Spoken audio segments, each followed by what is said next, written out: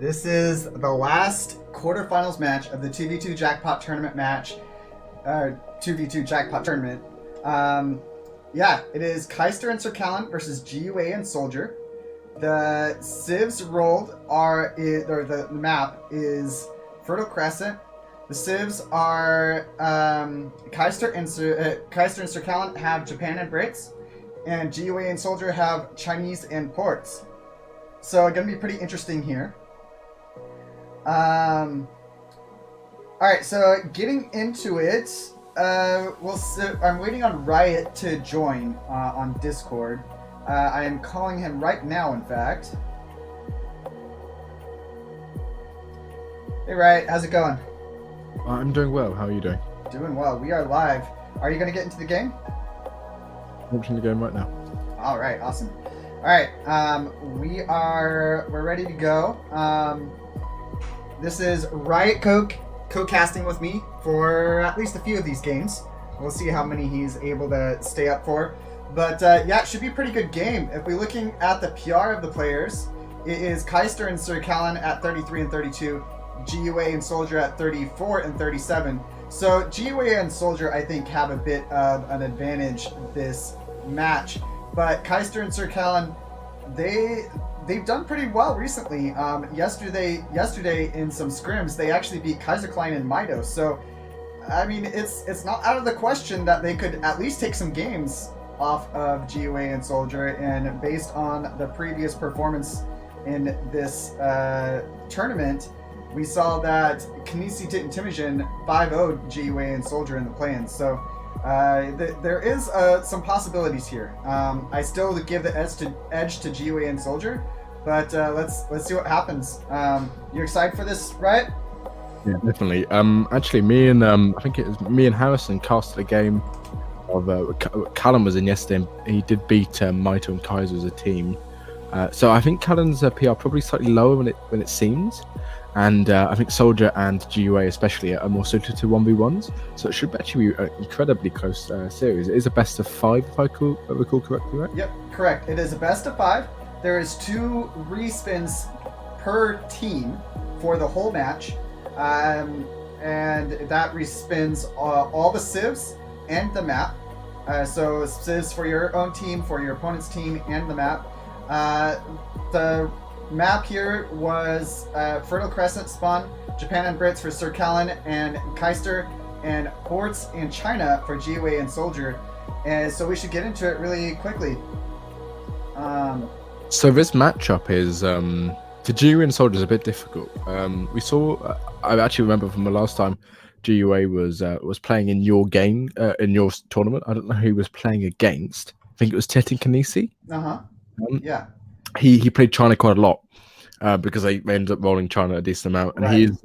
His team was way of playing China in team. I don't think is slightly correct. He plays it too much like 1v1, from what I can recall correctly. But Britain and Japan, a really good combo here. So for the first game, I think civ wise and map wise, probably in favor of Kaister and Callen here. So even with the higher PR, it should be incredibly close this game.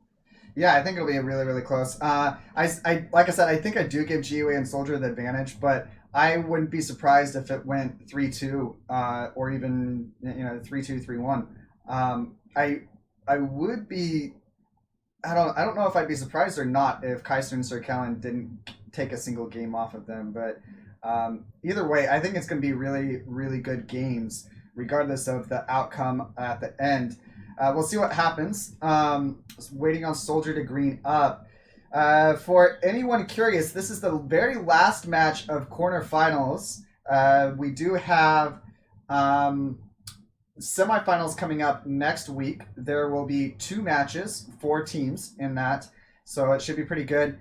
Getting back to this game, though, it is the 4th match of quarterfinals. Kaister+SirCallen in purple and red. Kaister in purple as the Japanese, SirCallen in red as the Brits, GUA in yellow as Chinese, and Soldier in green as the Portuguese.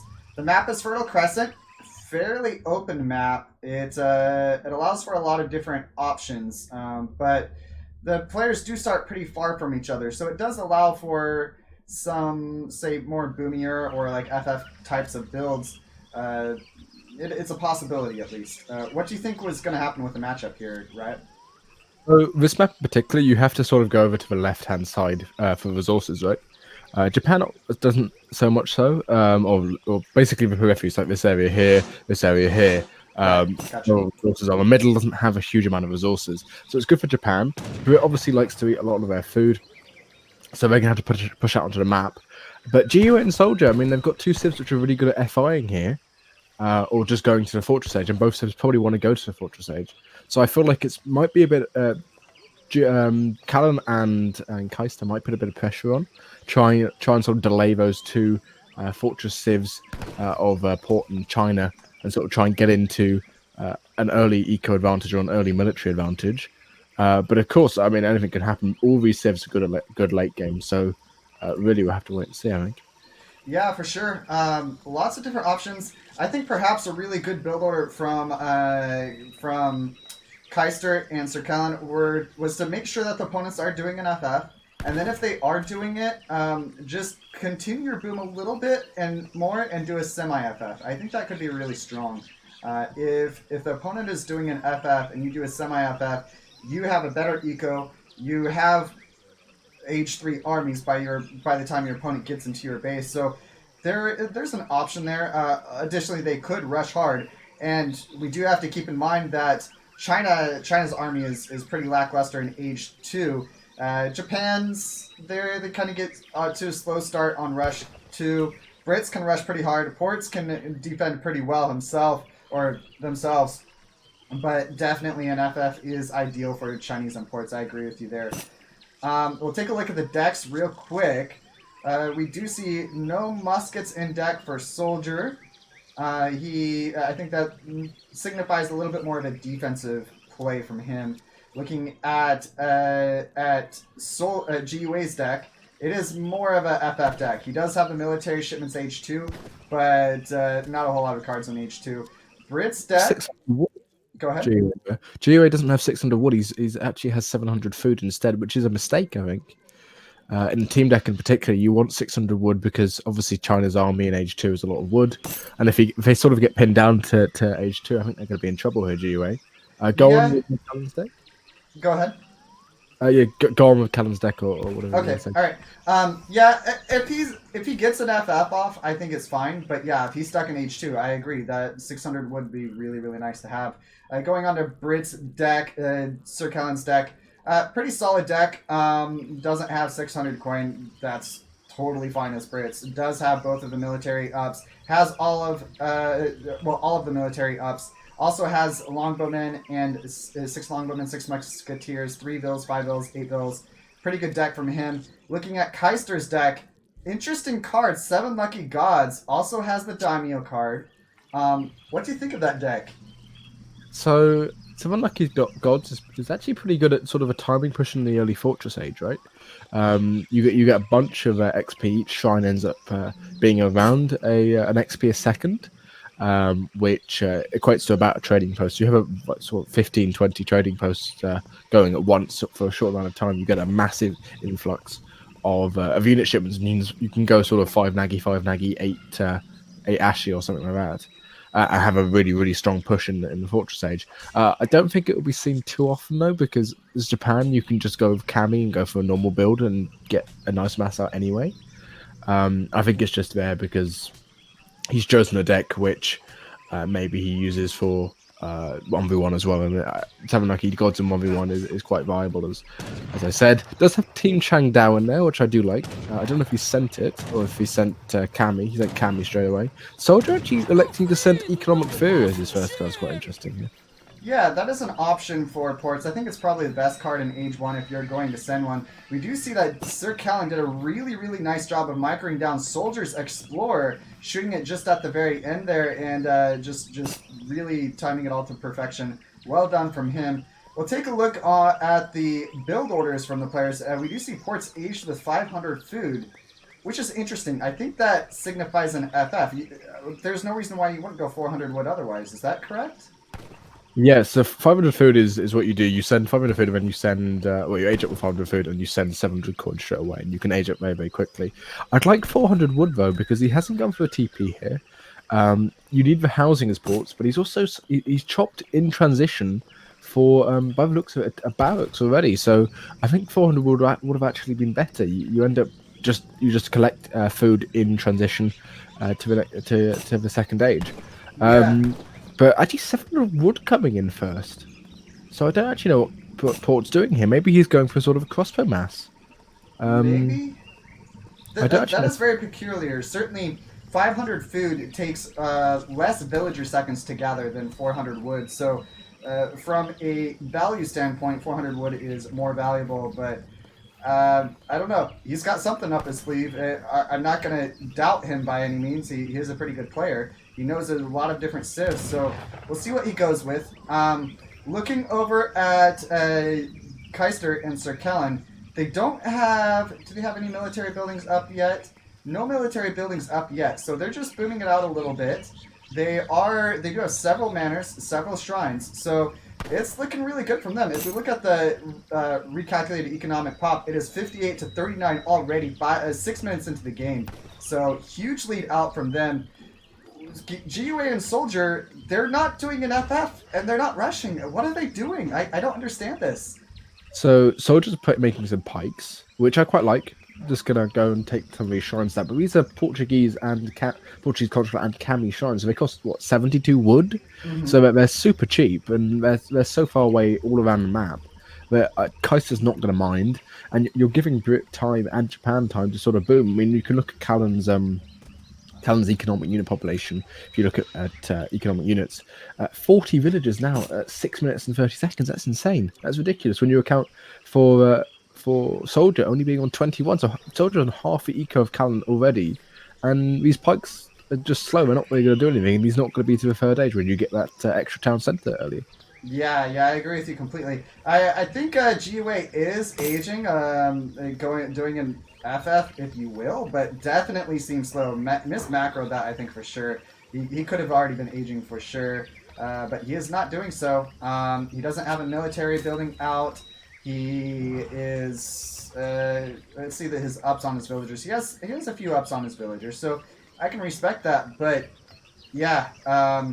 He hasn't even started aging yet, and it's almost He 7 hasn't. minutes 30 seconds. Yeah, I'd like to see him actually eat the goat in transition, which is what you normally do as China. You can eat the goat in either at 3 minutes 10 and get up to the second age quicker, or you can eat it just as you age up to the second age, and it allows you to get up directly with 700 coin, which is really nice. And he was also on Berryosaur at that time, which is really quite sad actually. There's hunt somewhere around his base he could have used, which is why his age up is so slow. Portugal finally aging up. Would have preferred 700 coin first. I think it would have been better. You get that faster TC up, which you can utilize faster, basically. Yeah, for sure. We did see GUA on lots of. He was on a few berries, but he was on lots of hunts, and all the hunts are over at Soldier's side.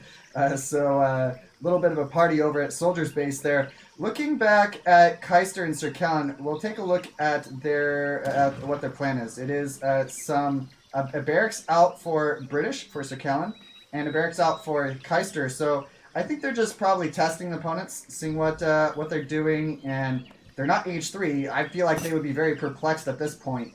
8 minutes and 20 seconds is when Soldier finally hits age 3, and they're not putting any pressure on versus Japan and Brits. Definitely unusual from them. I'm tending to agree with Kaiser Clan a little bit more in that perhaps Kaiser and SirCallen might be the favored players for this match. Yeah, definitely. Actually, 7 Lucky's Gods now coming in for Kaister here.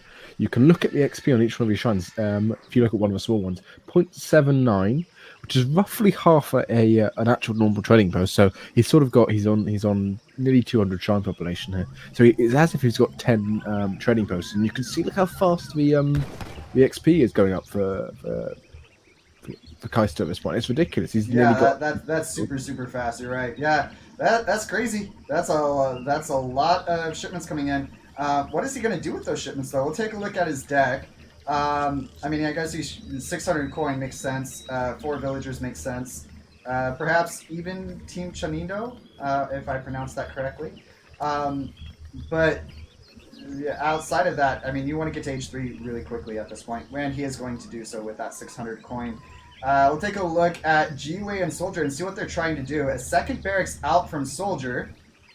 Still no military building out from GiveUA. This is interesting. GiveUA's FIing by the looks of it, but he's on berries again. That goat, if he'd eaten that goat, if he was on hunts, it would have been a lot better. He is actually on hunts on the side there, but he's on hunts berries in his base over here. Yeah, for sure. Intervention is his first card. I don't think that's too bad, because one thing to note about intervention is it's when you send it in the fortress age, it's still going to be 9 guard musketeers, isn't it? When you age up, which is really, really nice, and it also will add some siege onto his army just to take down some of his extra shrines and free up some of his hunts there. Yeah, I like their choice to do intervention.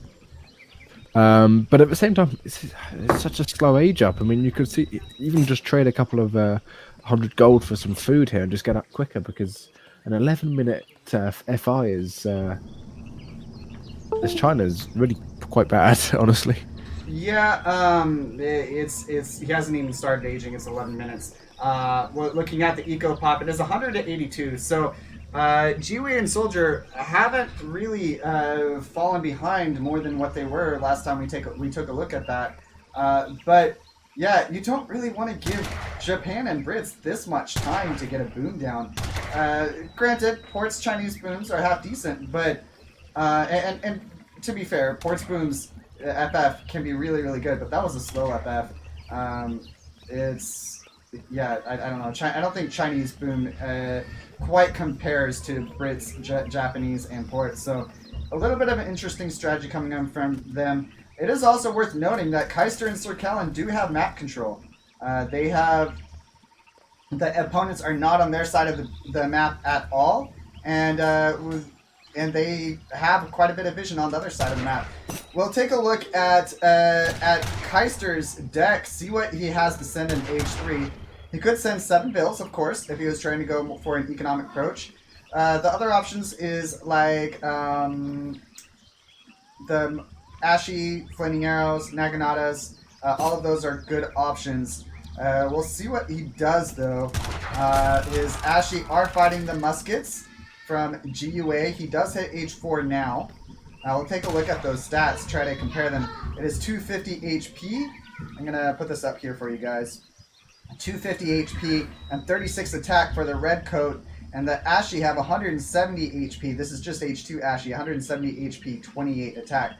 So, yeah, definitely guard and then some for GiveUA. I do like the intervention card for sure. He still is on Brits. He made some more musketeers, so some good choices from him there. We'll see what he does with it. That's a lot of cab on the left-hand side. Does take down a villager as soldier, and he takes down a few muskets in the process. Yeah, decent amount of house taking out those muskets.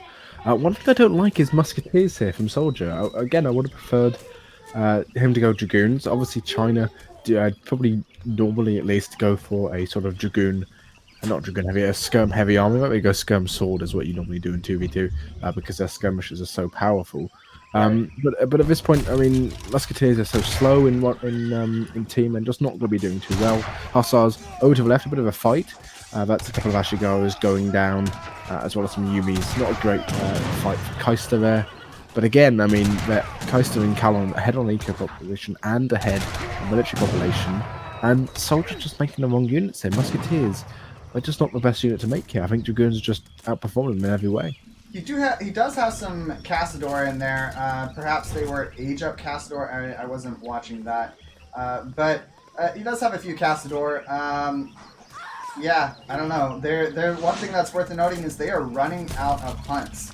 Running out of hunts on their side. There is basically one. Soldiers already on a mill. He's already on a mill, and GiveUA is on a. He has idle villagers where there was a mine. Sending them back now. I checked at the beginning of the game, and the mines looked fair to me. Apparently, it seems to me that the one didn't spawn up here. But certainly the starting hunts and mines were really fair. there was 5 basically inside of the bases for both teams. Thanks, Haza, for the raid. Appreciate it a lot. Hope you had a good stream. Yeah, this is, for anyone just joining, this is the 2v2 Jackpot tournament. This is the last match in quarterfinals. Haza and Osmain are on the way to semifinals, and amongst 2 other teams, and this match will decide the last team that will make it to semifinals. Kaister+SirCallen versus GiveUAnxiety+Soldier. The chat can get you up to date on how this game has played out so far if you're curious. We do see a fort out from SirCallen. Somewhat interesting there. What do you think of forts in I like the fort. Especially versus 2 sims which haven't really gone for any artillery at the moment. There's no way they can push this fort effectively, GiveUAnxiety+Soldier, and it just gives a decent amount of map control and a huge amount of line of sight, actually, to note, from that fort. But now Japan actually is the one to look at here. The Disciplined JAILEDaoe now coming in. We did have the close combat card come in as well, which gives them an extra multiplier and I think some more damage overall versus cavalry. And yeah, I mean, the armies here are probably better for Callen and Kaister. I want to see Kaister upgrade those Ashy. He is H4, but he has H3 Ashy. If he had H4 for this fight, that could be pretty nice. Really big fight coming in here, though. Lots of cav, Ashy, longbows. There are muskets, arquebus, 2 flying crows, which could prove pretty effective here, and they do. They push the opponents back. Really nicely done to have those crows in there. Yeah, I think Callen's going to have to add some culverins, probably, just because crows are so powerful, really, against a massive infantry. Although, actually, the Honored Arquebus are coming in at the right time for GUA there, so he has an incredibly nice mass here. And again, actually, these Ashigo just need to be upgraded. Being in the 4th age, you want to get what is the next upgrade called? It's not Disciplined, it's something else. Honored, I think it's called, right? Yeah, you want to get honored Ashigo, because the Ashigo they scale so well with their stats. Although I do like this from Callen, sending some households with cav combat over to the right hand side of the map, taking out some of these meaty hammers, which admittedly were slightly useless in that fight because there's nothing they can really take out too easily. And now that Soldiers up to the 4th age is now producing apparently a church, so you might be getting mercantilism. You can see how much coin he's stacking now, 1,500. Probably going to see mercantilism coming in or something like that, and some walls going down for Soldier. So GiveUAnxiety+Soldier going into the late game and preparing themselves for what should be quite a long game by the looks of it. Yeah, definitely. Thanks for the follow, J4. Appreciate all the support from all of you guys in the AoE 3 community. We do see a raid on the right-hand side here. SirCallen has been raiding really well. It's really worth noting that GiveUAnxiety+Soldier, in their strategy, that they decided to go for an FF and an FI. They gave up almost complete map control. They are pretty much completely out of hunts. There's just some hunts here, and that's basically it. Nothing else is safe for them. Of course, they have this over here, but not so safe. Soldier is completely out of hunts. He does have 3 mills up already. Looking over at SirCallen and Kaister, they are not on mills or... okay, there's 1 mill. 1 mill for SirCallen, and no rice patties out for Kaister yet. Thank you, Kaiser Klein, for the sub, man. I appreciate it a lot. Nicias, thanks. Thanks for the sub and gifting the emotes. Appreciate it a lot. So, looking at this, we have Musketeers, a few Castador, 3 Flying Crows, several Arquebus, some Changdao, and then it is Hussar, Longbow, Ashy for Kaister and SirCallen. I think I gave the edge over to GiveUAnxiety+Soldier just because they have cannons. Cannons in there. What do you think?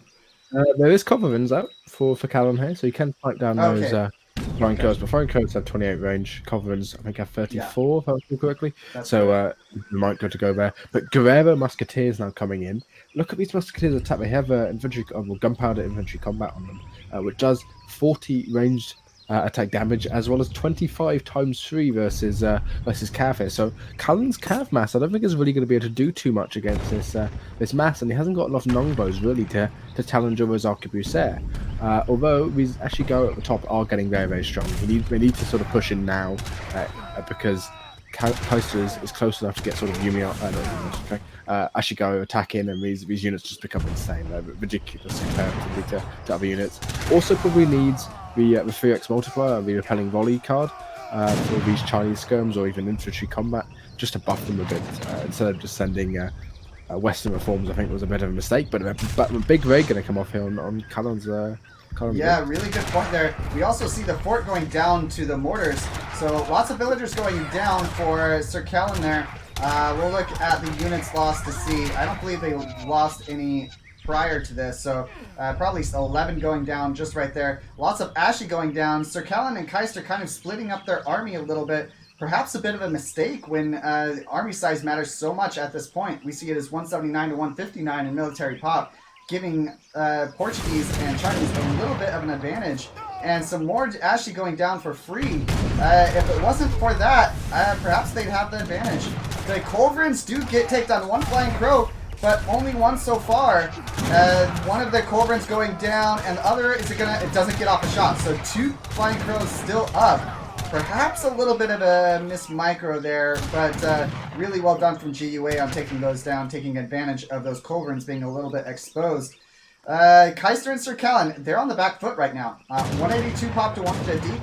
They do have the defender's advantage, though. If they can get enough military buildings out and pump out enough units quickly, they could be all right. We'll see what happens. Certainly, GUA and Soldier taking back control of the map a little bit.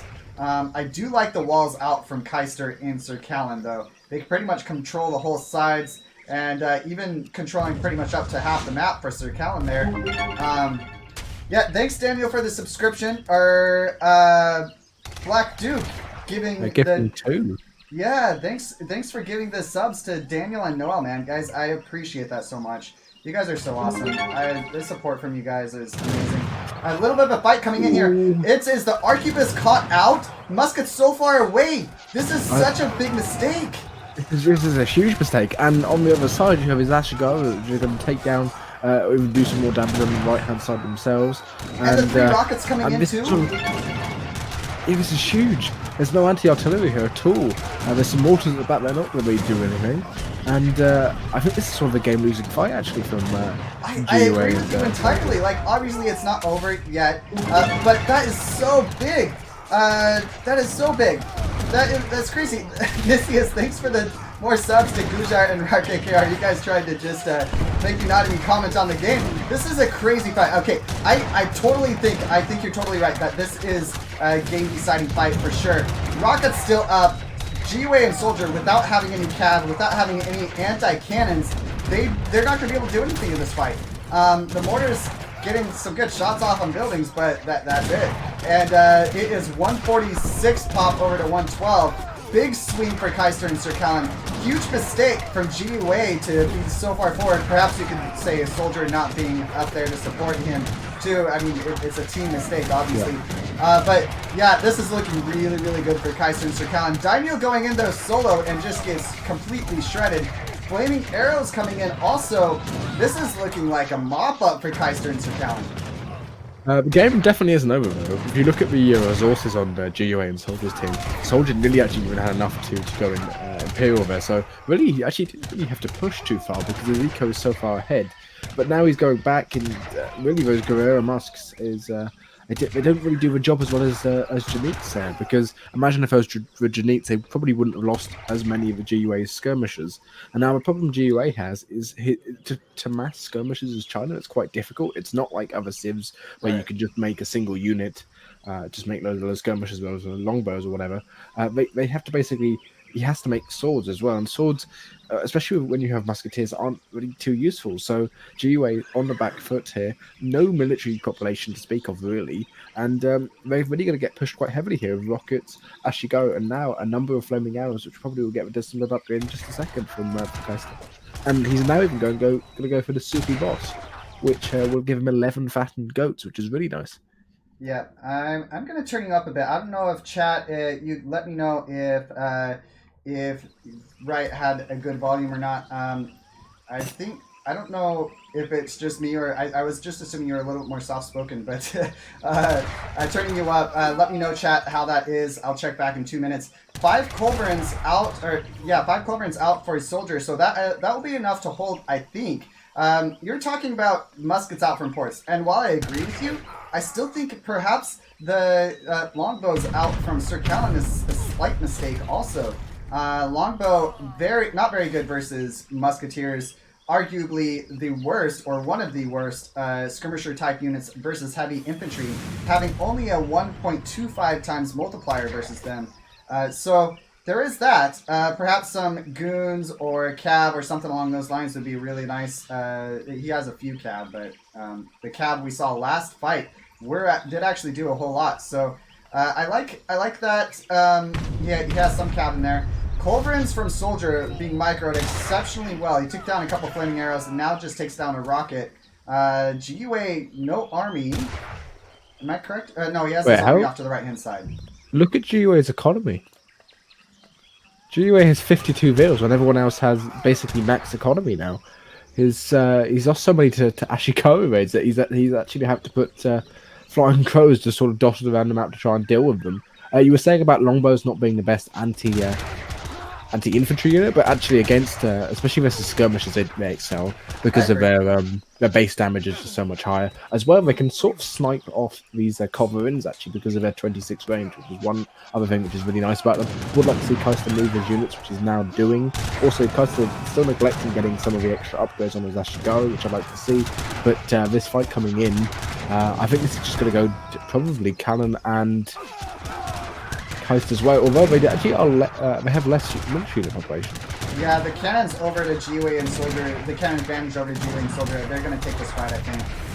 So, nicely done from them. They do fight back a little bit.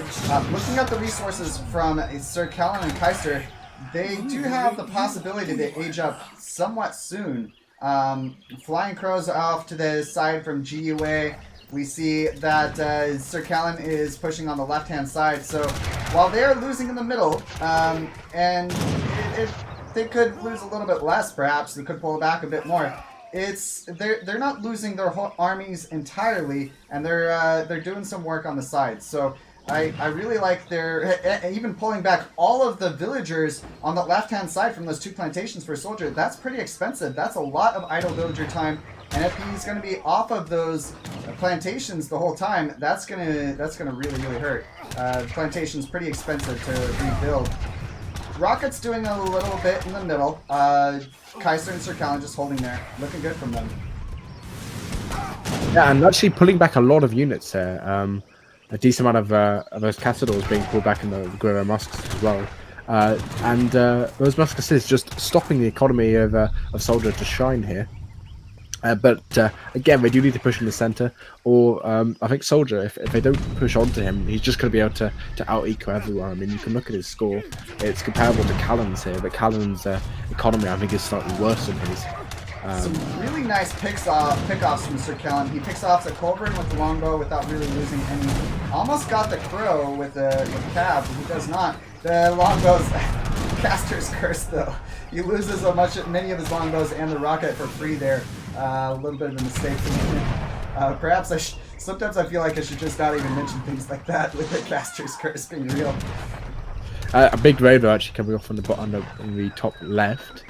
From these King's Lifeguard Guard Hussars, taking down a number of soldiers' villagers which were actually exposed. And Callen just going with his relentless sort of redcoat raids on the side. I do like this sort of allowing his teammate to get some time. Japan to mass these on Yumi.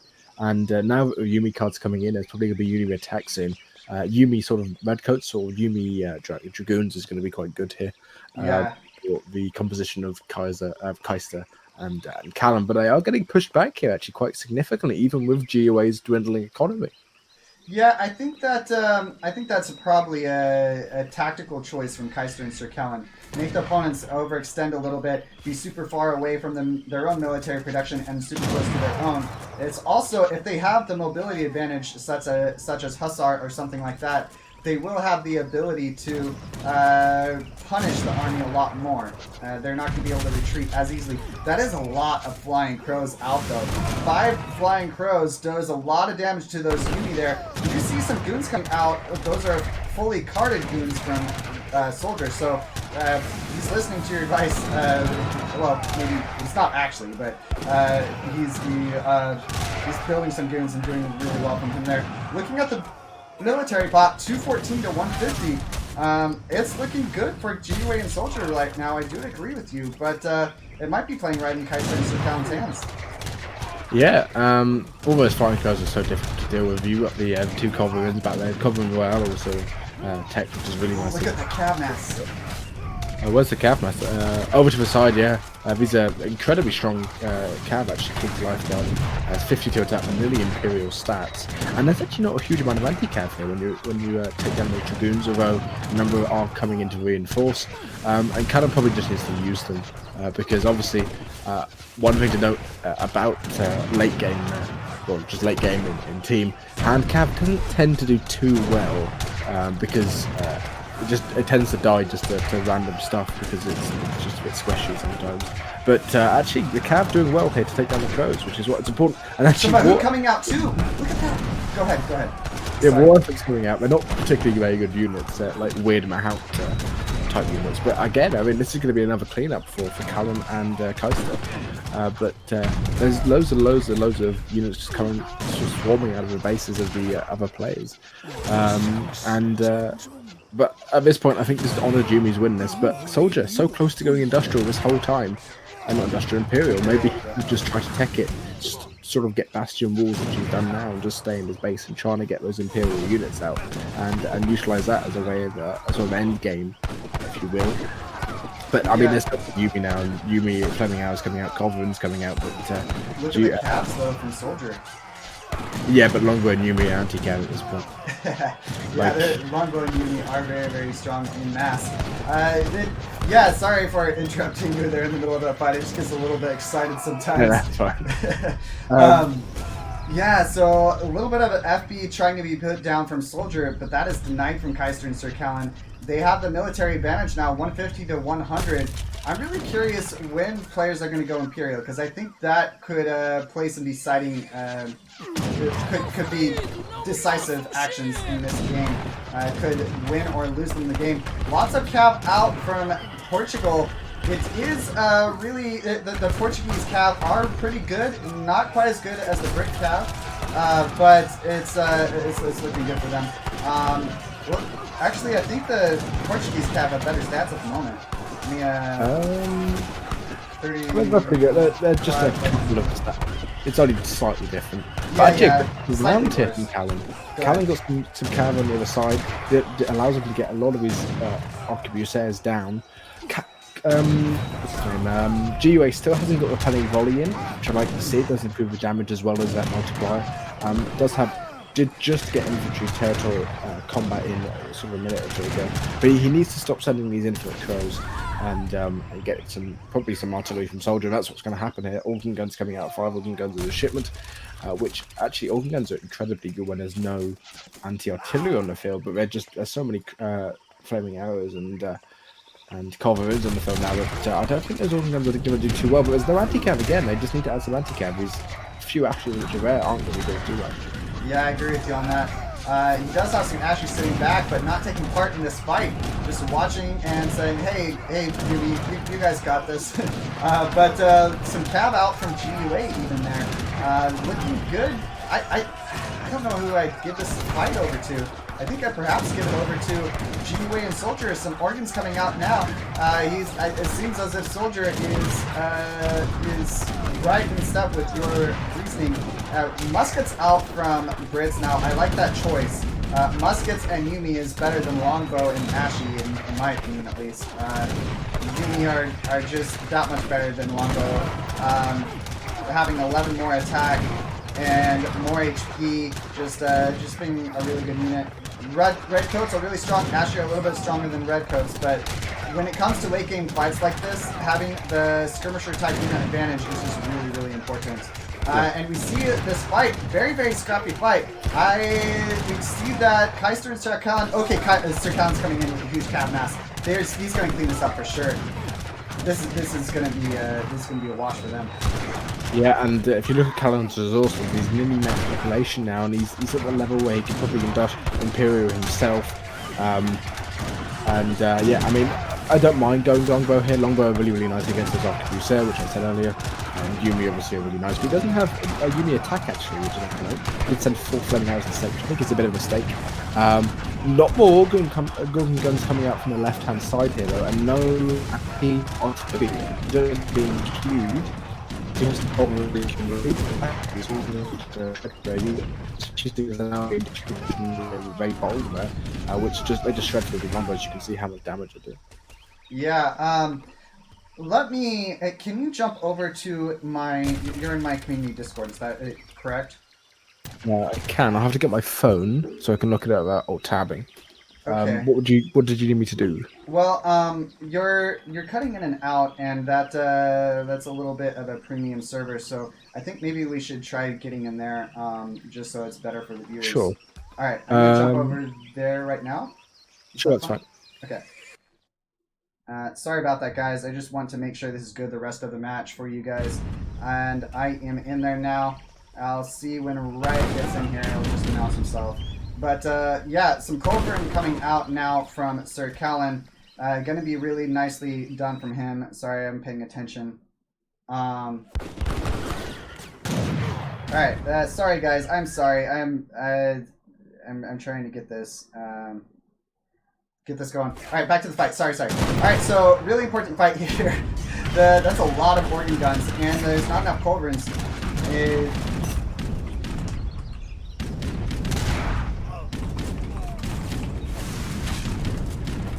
There's not enough Culverins, and looking really good from GiveUAnxiety+Soldier.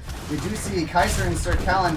They are on the back foot here. If they're able to win the cannon advantage, they may be able to win this game, but that's a lot of Ashy coming in, and they fell back. Just too many cannons there. They decided better of it.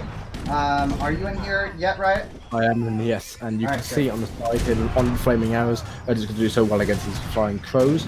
They took the same range, but you could sort of micro these flaming arrows a bit. Ashigaru is coming over to the side to protect them. GiveUA's cavalry did try and get on the other side, but they do go down. That last flying crow is on low HP. He's going to go down. There's a couple of cab on it as well. There's rainbows themselves. Organs go down to the cab too. Well. And this is a good cleanup here. And again, Callen stacking enough resources. If he just sells a bit of wood, or 1,000 wood or so, he can go to the Dutch Imperial Age and basically just be a lot better in the situation than everyone else. Soldier's not aging either. Look at his resources. Yeah, Soldier just curing it now, actually, just as you said. But again, they're just going to get pushed here. But it's 83 to 205 military population. I don't think it's the right idea. Although Discipline Rat and Shields did come out, apparently, as we were switching over, which is actually really nice against this composition. Although there's a lot of Ashy here and a lot of Redcoats, so we're not really going to do anything, actually. They're really good against some Skirm Goon, but against anything else, they're not going to be doing too much. How much does that card cost? Is it 2K or 1K? It's 1K, that card. And I know on RE there's 30 Ret and Shields for 2K. Why would you have just that one card instead of the 30 for... I mean, sure, 1K difference, but you can send in as much as you want, and it is a few more Ret and Shields. I think it's because GiveUA's deck's a 1v1 deck. Okay. You only ever seen it in 1v1. Fair enough. Fair enough. Yeah, alright, so let's see how this goes. We do have SirCallen also aging. Kaister not aging yet. GiveUA seems pretty far away. But yeah, Soldier and SirCallen both aging. I do have to say, SirCallen has played this beautifully. His eco is very strong. He's been controlling the left-hand side super well. Just really well done from him. I've been a little bit surprised, honestly. As last I checked, which admittedly was not as far back as it should have been. He wasn't as high rank as he is, but he's playing it beautifully. Really well done from him. Props to him. excellent culverin micro from Soldier, though. Does take out a couple, all 3 flaming arrows, in fact, so well done from him. Yeah, Culverin's basically just demolished flaming arrows because of the extra range they have. Although at the same time, Soldier's got so many resources, I think he should probably give some to GUA, so GUA can either pump out some units or age himself. The same for Callen actually to Kaister here, but just basically end up with both players in the Imperial Age, which is actually what we saw yesterday in that game versus Maito with Callen and Jiramuno actually. But I don't know who wins this, honestly, in the Imperial Age. I assume it's probably British and Japan, although there's a raid coming off the top here, and there's only 5 villagers in that town centre, and they're probably going to get saved from Jadits or something. How do you see how many villagers there are in it? If you click on something, there's a little line at the bottom. He's now escaped them. But if you look, there's like a 0 out of 50, and it's a little blue colour. I'm not seeing it. So yeah, when you click on the town centre, it's where the stats are. Right at the bottom there's a... Okay, gotcha. But a fight in the middle. Is it Imperial Janites versus not even Imperial Redcoats yet, and just Honoured Ashigarus. With Janites having 18 range, so actually particularly good against the British and the Japanese units here. And although there's not enough supporting units from GUA, and there's no repelling volley on those Arquebusiers, which again is you need to have repelling volley against double mark spam. I mean, it's an extra, basically 30-40 damage, isn't it, a shot? Yeah, definitely. When people have asked me in team what the best cards for China's are, what the must-have cards are, generally I say Old Han reforms or Ani Old Dynasty reforms. It's at least a card that if you're going to be going into those units is very much a must. But the secondary one I usually point out is Repelling Volley. I'd say that's definitely one of the very most important cards for China, and GUA hasn't sent it yet. One thing it's worth noting is that it's the only skirmisher tech unit in the game, I believe, that with that card actually has a 3x multiplier versus ranged cap. So it's really good card. It makes you exceptional versus goons too. Granted, Kaister+SirCallen not going a whole lot of units like that. It is worth noting, Kaister in H5, GUA not in H5, even though Soldier could beat him to go to H5 right now. So, looking really good from Kaister+SirCallen here. Yeah, mixing in some actually just normal Colonial Naginatas. Would have liked to see the upgrades brought in before they actually mix them in. But yeah, this is looking good for these two now. And no Imperial upgrade for these Redcoats is in for Callen. He hasn't sent Advanced Arsenal, he doesn't have it in deck. That's such a mistake for Callen there. 4.5 speed, or 4.4 speed, plus the, I think it's plus 15% attack and plus 10% HP or something, is just so nice as British here. Doesn't even have the age 3 British card for the Redcoat Musketeers. So Callen's deck might actually end up being sort of a negative for him here. Although, at the same time, just these Ashes, when they get the Imperial upgrade, are just going to be so strong. Like, incredibly strong. Yeah, I agree with you completely. Advanced Arsenal, much better than the Musketeer Grenadier damage card. The Team Musketeer Grenadier hit points is pretty nice. It does boost your teammates' Ashes too, so those Ashy uber buffed, even though the UI is not accurately reading it. But yeah, a little bit lackluster debt from SirCallen perhaps, but it has what he needed to get to this point. And they are in the lead, I would say. 2 H5s versus an H5 and an H4. That's just really important to have that there. It is worth noting that Soldier is doing an exceptional job. He's the highest scorer in the game, so really well done from him. We'll look at the military unit population right now is 120 to 147. I think they just need to mix in some more cannon, to be honest. We saw how effective cannon are in late game fights from GUA and Soldier, and Kaister and SirCallen not doing so many themselves. Yeah, GUA actually aging now. There's still no repelling volley, which is a mistake. You don't need those flying codes. You don't need a huge amount of flying codes because Soldier here can mix force artillery if he wants to. And repelling volley is just so nice. I mean, he's missing out again on like an extra basically 3rd damage on these units. Soldier even now having to mix some Castadors against them. But look how many horse artillery are coming into Callen back here. 5 horse artillery, heavy horse gun, even now coming into the Imperial horse artillery. These units do incredible damage, 218 damage with an area 3 times against infantry damage, and these flying crows are just going to get demolished by them. Right? There's no way these flying crows are going to hold up to anything now, because they're just not spammable. Yeah, they're definitely not spammable. I mean, obviously you have the Confucius family, but that is a far cry from being spammable. The horse goons do really well versus the horse cannon though, so they're able to do a lot. Also, the daimyo out in Japan trying to be targeted there, and he pulls it away, but is it enough? It's going to be close. He does pull it away. Very low mass out from Kaister+SirCallen.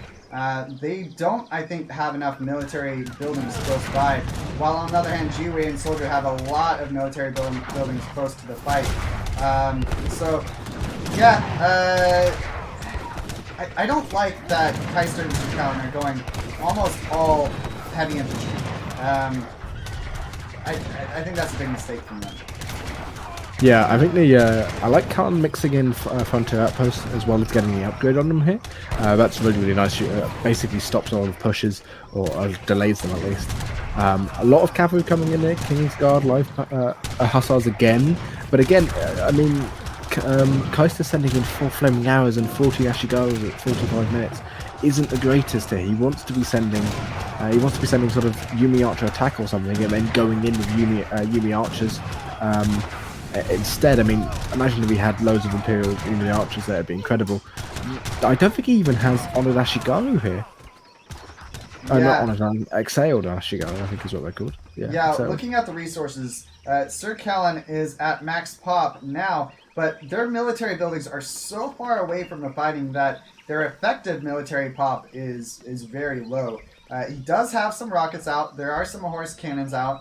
I think they're both teams are just sitting back a little bit, perhaps taking stock of the situation, trying to figure out a good way to break this little bit of a stalemate that they have here. Looking over at the sides, there is a few mortars over for Soldier, but he's not using them currently. Well, every time I say something, I moved them, yeah. Yeah.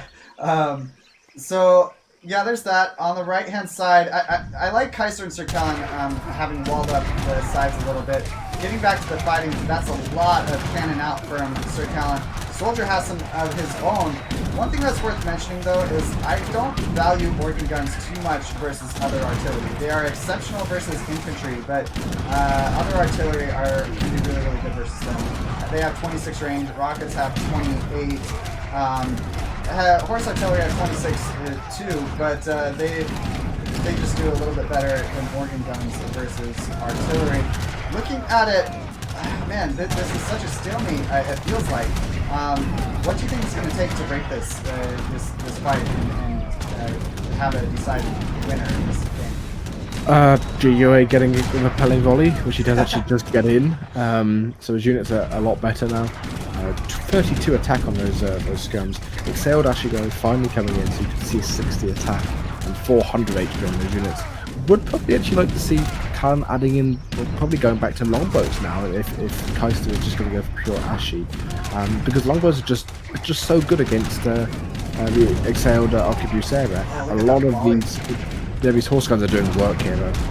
There's only one Covenant back then, going to be doing work slowly, not going to be really being able to take a lot of units out. I know you used to play true to yourself, and I think British, they tend to go for a musket, sort of heavy horse gun composition, right?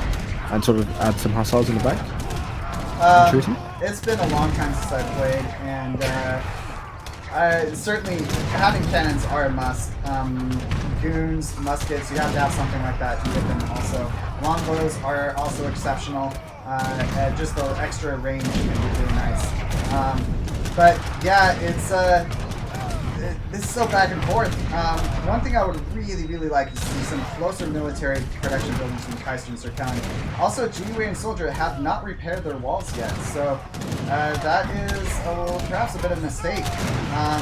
I do like that SirCallen is focusing heavily on the cannon war now instead of earlier when they were kind of just giving Soldier and GiveUA a bit of an advantage there. Yeah. Looks like a bit of a treaty game coming in here, responding to the chat. Hopefully it doesn't last as long as the treaty game. I don't know how many of you guys were around for the 2v2 Hidden Cup treaty game that I casted. 3 hours long, so. wasn't it? Yeah, it was insane. It was like a 3-hour game. I was just so exhausted after that. That was game number 2, best of 3, and yeah, I certainly hope it's not anywhere near that winner. Yeah, exactly.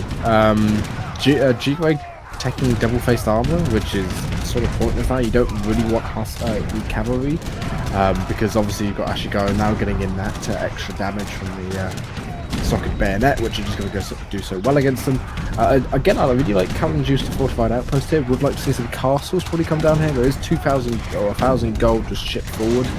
Not too great there from Callan. A lot of Imperial Lifeguard coming in from the left-hand side. Look at these stats: 72 attack, 800 HP. These are on par with pretty insane units, sort of unction Imperial Hussars, if you will. And actually, these Ashigaru now even getting in the standing army upgrades, so these are going to be produced even faster. A lot of on the war elephants also coming out from the side, finally mixing in some gnats, which I do like to see. Again, I think one of them just needs to go anti-infantry rather than just double musk. When there's the Yumi coming in, there's no Yumi attack because all these failing arrows and Ashigaru upgrades. Ashigaru ships, which have been said. Yeah, I agree with you. One thing that is worth mentioning on the meteor hammers and the iron flails, the double-faced armor actually makes them arguably the best cavalry type unit versus ranged infantry. Both skirmishers and the musketeers, because they have such a high range resist. Having a 41% range resist along with pretty high HP makes them pretty good. But yeah, we see that GiveUAnxiety+Soldier are pushing this back right now.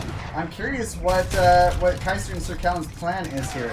I agree with you. It would be really nice to mix it up and not have primarily muskets, but that's what they do have. We'll see what happens in the rest of this fight. Yeah, I think actually what GiveUAnxiety is doing is he's training the arquebusier with the cavalry, as you said, which is probably the smarter idea here. The Chang'e are pretty useless. On Ajumi, hopefully get the upgrade in a second. Callan actually put down 2 native assemblies, so this is really becoming a treaty game now, native assemblies on the field. Nicely actually done with the horse guns. He can keep them behind his walls and keep them safe. Does need some culverins out. Would like to see Soldier actually taking Imperial culverins if he can. Soldier's resources are ridiculous actually. He's now stacking sort of 11k, 6k and 5k respectively of free resources. Yeah, I mean, mortar's now apparently coming in. I don't know what tech that's from. I think that's from the Dutch tech of all things. There's the Stadthalter J, it's from the Dutch tech. But the mortar's not really going to be useful here. I think it's probably better to go for sort of lancers, the lancer tech from the Spanish console. I think is the better one to go for as the big upgrade you can get. And yeah, this doesn't look too good for GiveUAnxiety, not for Kaister and Callan. But again, I mean, they're pushing it back now. This is just becoming a massively long treaty game, and I would again like to see longbows coming out from Callan. They're just better than these musketeers, which aren't actually upgraded that much. Yeah, I agree with you entirely. Having Ashy musketeers together, and he does have cav every now and then, and he does have several cannons, but it would be nice to have an additional unit on the field too. When you get to late game like this, you just have to mix more and more. The iron flails or the meteor hammer is actually doing some work there, This is such a back and forth game so far. We do see that on the left hand side, SirCallen has stopped the push from Soldier, and on the right hand side that has just been kind of ignored for a while. So when it comes to the middle and the fighting here, currently 180 pop to 120 when it comes to military, and we do see how important the ecos are from Soldier and GiveUAnxiety+. You look at the recalculated economic unit population, 262 to 214, and I think that really just tells the story of why. Well, that is a big factor as to why they have so much more resources than I would say that going muskets like this, double muskets, is making them not trade as cost efficiently as they could otherwise. The extra villager population there, I think, is because of GiveUAnxiety being able to the Palace, right? The Temple of Heaven, which gives you something like 20 villagers. So that would equate for it, and I think maybe Callan's lost a factory or something. But finally, Yumi Archer attack coming in, which is what Kaister's needed for so long, just to add some units into the composition. These Coverins, finally getting the Imperial upgrade on those Coverins. Cal actually having it already, so they're going to trade quite well, but these mortars are in trouble actually. These mortars are 1,000 damage for Japan. That's insane. That is crazy. 1,000 damage, and then, well, I mean, they don't have a multiplier. Do most mortars usually have multipliers? No, they have none. It's flat damage, which is why if you have people underneath a wall or something. So if Kaister like shoots underneath this wall right here, a lot of these Imperial units will go down. But again, that mortar armor, I would prefer the Spanish one. I think it's slightly better for Japan. And of course, you do have the mortars from Japan, which are really strong anyway. It doesn't have the upgrade kind of depth in them, but they are one of the stronger mortars in the game. Simply because you can make them into a daimyo very, very easily. Although pushing into this into their base here, I don't know who's actually at a massive advantage here, because GiveUAnxiety still for some reason shipping flying code cards when he hasn't sent some really, really important cards that he actually hasn't got any other important cards. So I guess it's the only thing he can send. Yeah, I do like that Kaister has a couple barracks forward. I like that choice a lot. I'd like to see SirCallen do the same. He has not done so, and his military production buildings are just so far away. If they push the military production buildings forward, I think they might be able to take this here. They have a lead when it comes to military pop currently. They just need to make it actually work for them and make it more effective. Looking on the left-hand side, those mortars are taking down a factory of Soldier. That's really nice from them. Soldier sitting on enough resources. That's not by any means enough to resign, but you cannot replace a factory once it is down. And he's even dedicating 5 Culverins over there to try to deal with it. And at the same time, a bunch of cav come in on those casts. There's a few musketeers there too. That's nice of him to have that there. But it's looking really good from Kaister and SirCallen here. I think they have a decided advantage at this point. One thing I would like to see something add is warships. You can add warships on this stuff in this pond here, or on the pond on the left-hand side over here. They could probably shell the factories, shell some of these production buildings for Soldier on the left-hand side. It actually would be quite a big difference, especially when you see that factory going down. That's effectively 10 villagers, if I recall correctly, on wood, or 10 or 11 villagers or something like that. And that's a decent chunk of your eco gone if it do go down. But again, they're right into the base here, and GiveUAnxiety can't produce units very quickly at GS China, which is one of the negatives you do have. He hasn't got the faster training card in deck. He doesn't have anything. The one in A2 is actually incredibly good because it goes on all units, including flying crows, including heavy cannons in the factory, even as well as villagers actually. So that's one of the units you sort of have to have this China in a team deck. I think he's sort of missing that out. I wasn't aware that trained villagers faster. It's literally all units. Really important. Now I understand why China has a good boom. I was talking, I think last night or the night before. I was like, why does China have a good boom? I don't understand. But no, that makes sense now. I feel like a dude all over again. But that's the nice thing about Age of Empires 3. You do learn new things even after playing it for countless hours. There's so many weird things happening in the game, which people don't maybe not even realizing at the top ranks, which is what's so nice about the game. There's so much to it. But again, this fight is going incredibly well. You have a daimyos in there making units, 2 of them in there, just spamming ashes. As even with just the double musk spam, apparently British and Japan, their muskets are so good. Some lifeguard hussars coming in on the left-hand side here from Callan. Those 2 flying crows doing some nice damage, but they're just going to go down so quickly to sort of just the massive muskets here. And I think this game is sort of over at this point. Yeah, 53 military pop to 173. At least when I looked at it and talked, that's what it was. It's ever changing. But yeah, I agree with you. Kaister and SirCallen have a really, really good push in going on. 2 idle mortars over here. It's also worth noting that Kaister has the Informer's ability, which allows them to really kind of see what's going on the map. It's the whole map is visible with everything, but despite me turning the fog of war on and off, it makes absolutely no difference. But yeah, it's a really good game in here.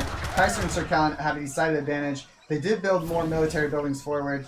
I am almost positive none of these players were the stream snipe, but they're playing as if they're doing so well, and it's a high level of play from these teams is amazing. Kaister and SirCallen taking the game number 1 off of GiveUAnxiety+Soldier. What about that, guys? That is a crazy good game, wonderfully done. I'm really glad to see that. Yeah, it's an incredible game. I said this the other day, Callan, especially with British, is just an incredible player. You can see by the resources he's gathered there. Slightly under gathering ports, but it is ports. You have to remember ports is just insane with eco.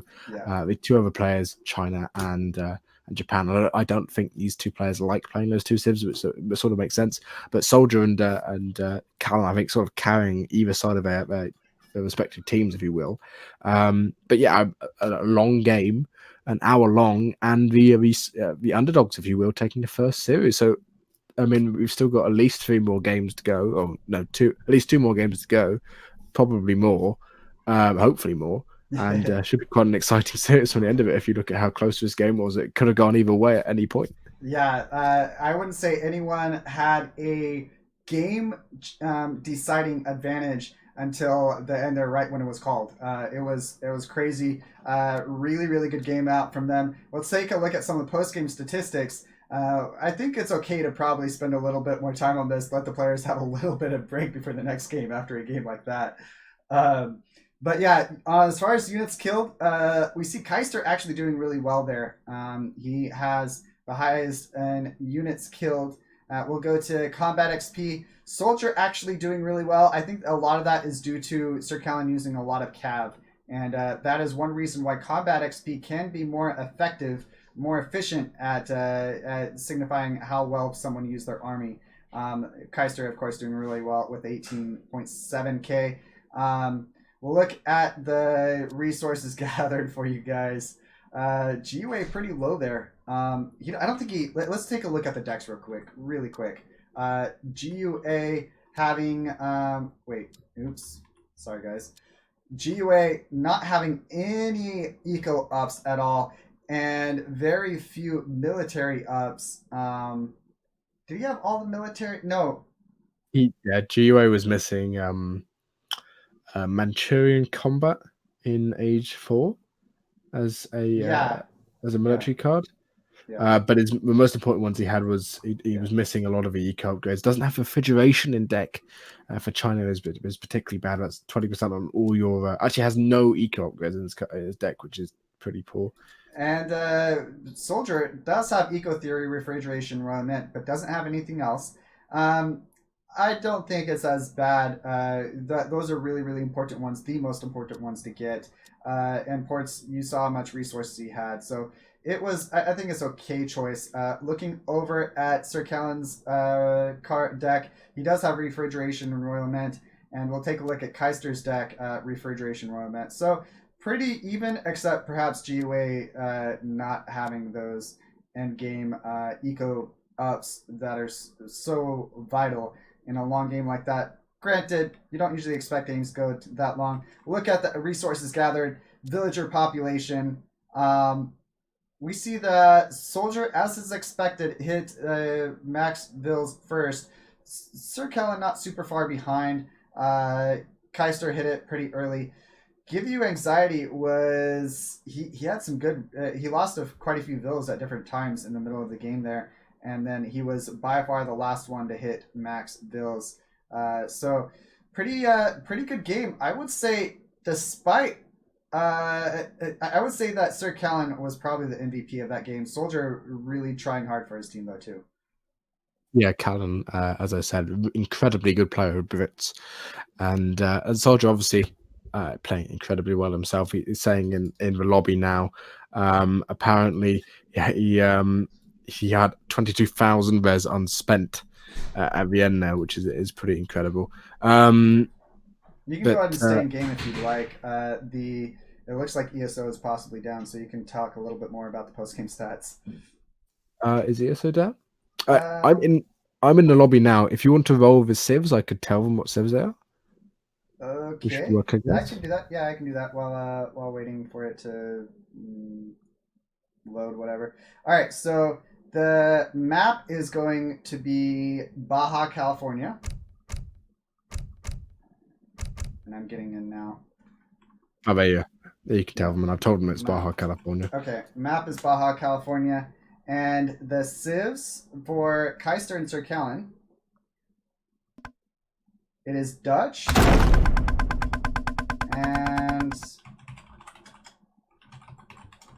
and Spanish.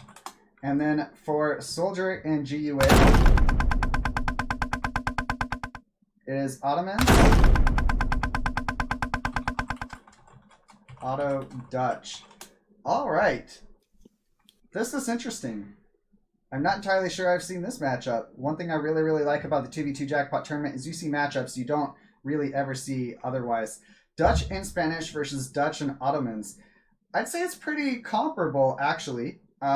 Spanish and Ottomans, while they definitely have different, they're different. They do have some similarities, both being really good FF civs, both having good anti-cav, both having revolts as an option, both having pretty good C. I would argue that Otto has the better military until you get to, well, they certainly have the better military until you get to the auction missionaries. But yeah, it's this should be a pretty good match. One thing that's worth noting is on EP, Dutch are extremely strong, especially in team.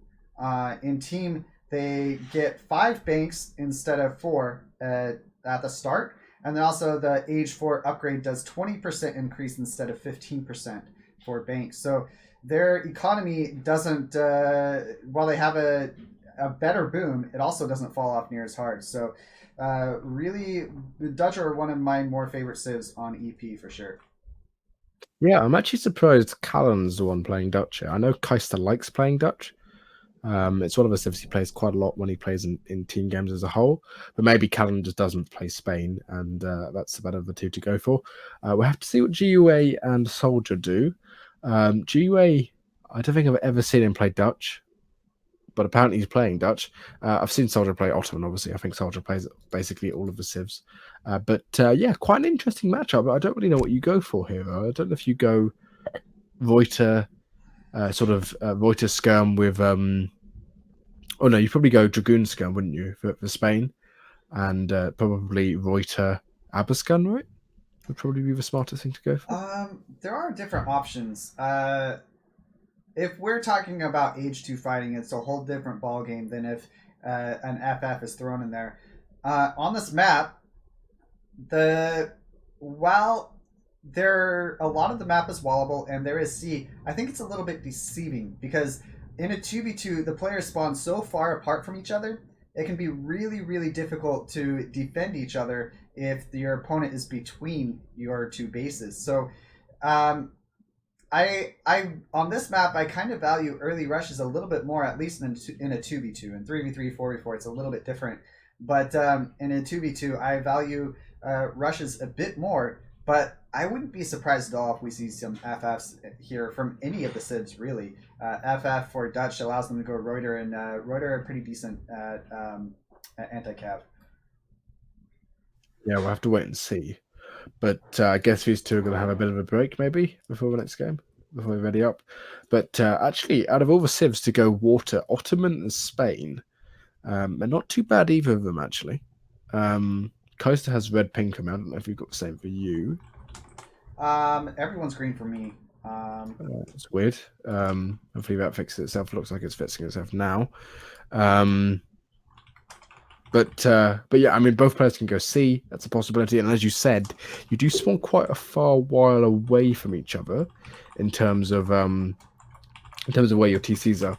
And so maybe Ottoman and Dutch will do well here, sort of Jan and skirmisher build or something. Yeah, it is worth noting that you can wall the sides pretty easily on this map, and then you're able to focus just on one spot. a lot of times in 3v3s, 4v4s,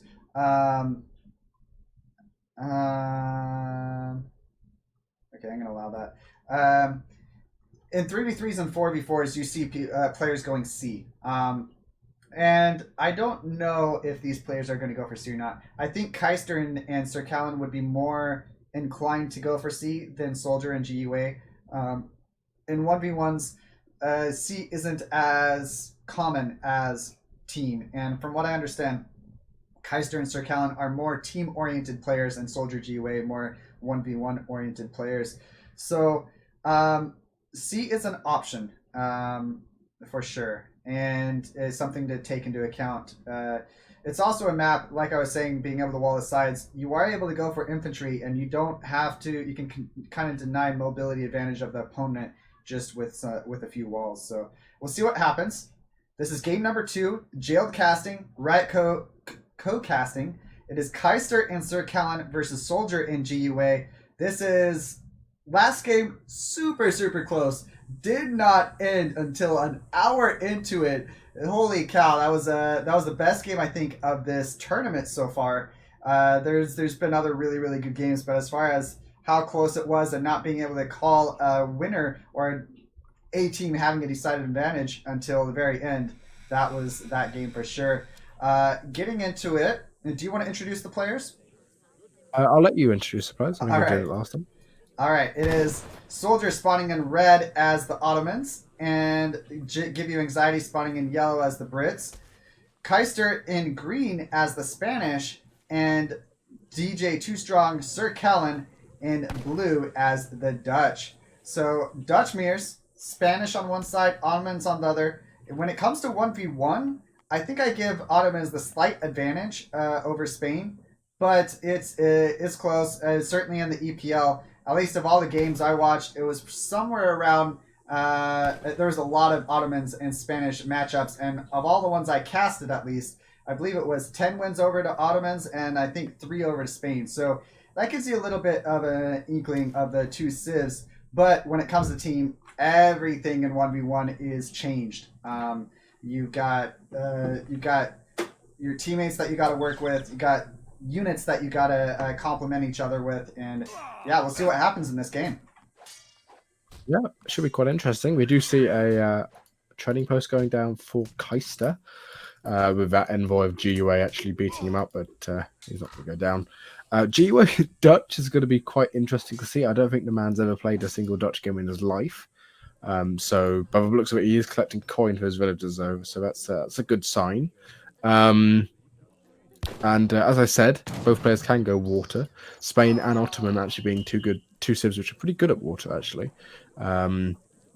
With galleys being quite strong for Spain, and for Ottoman even.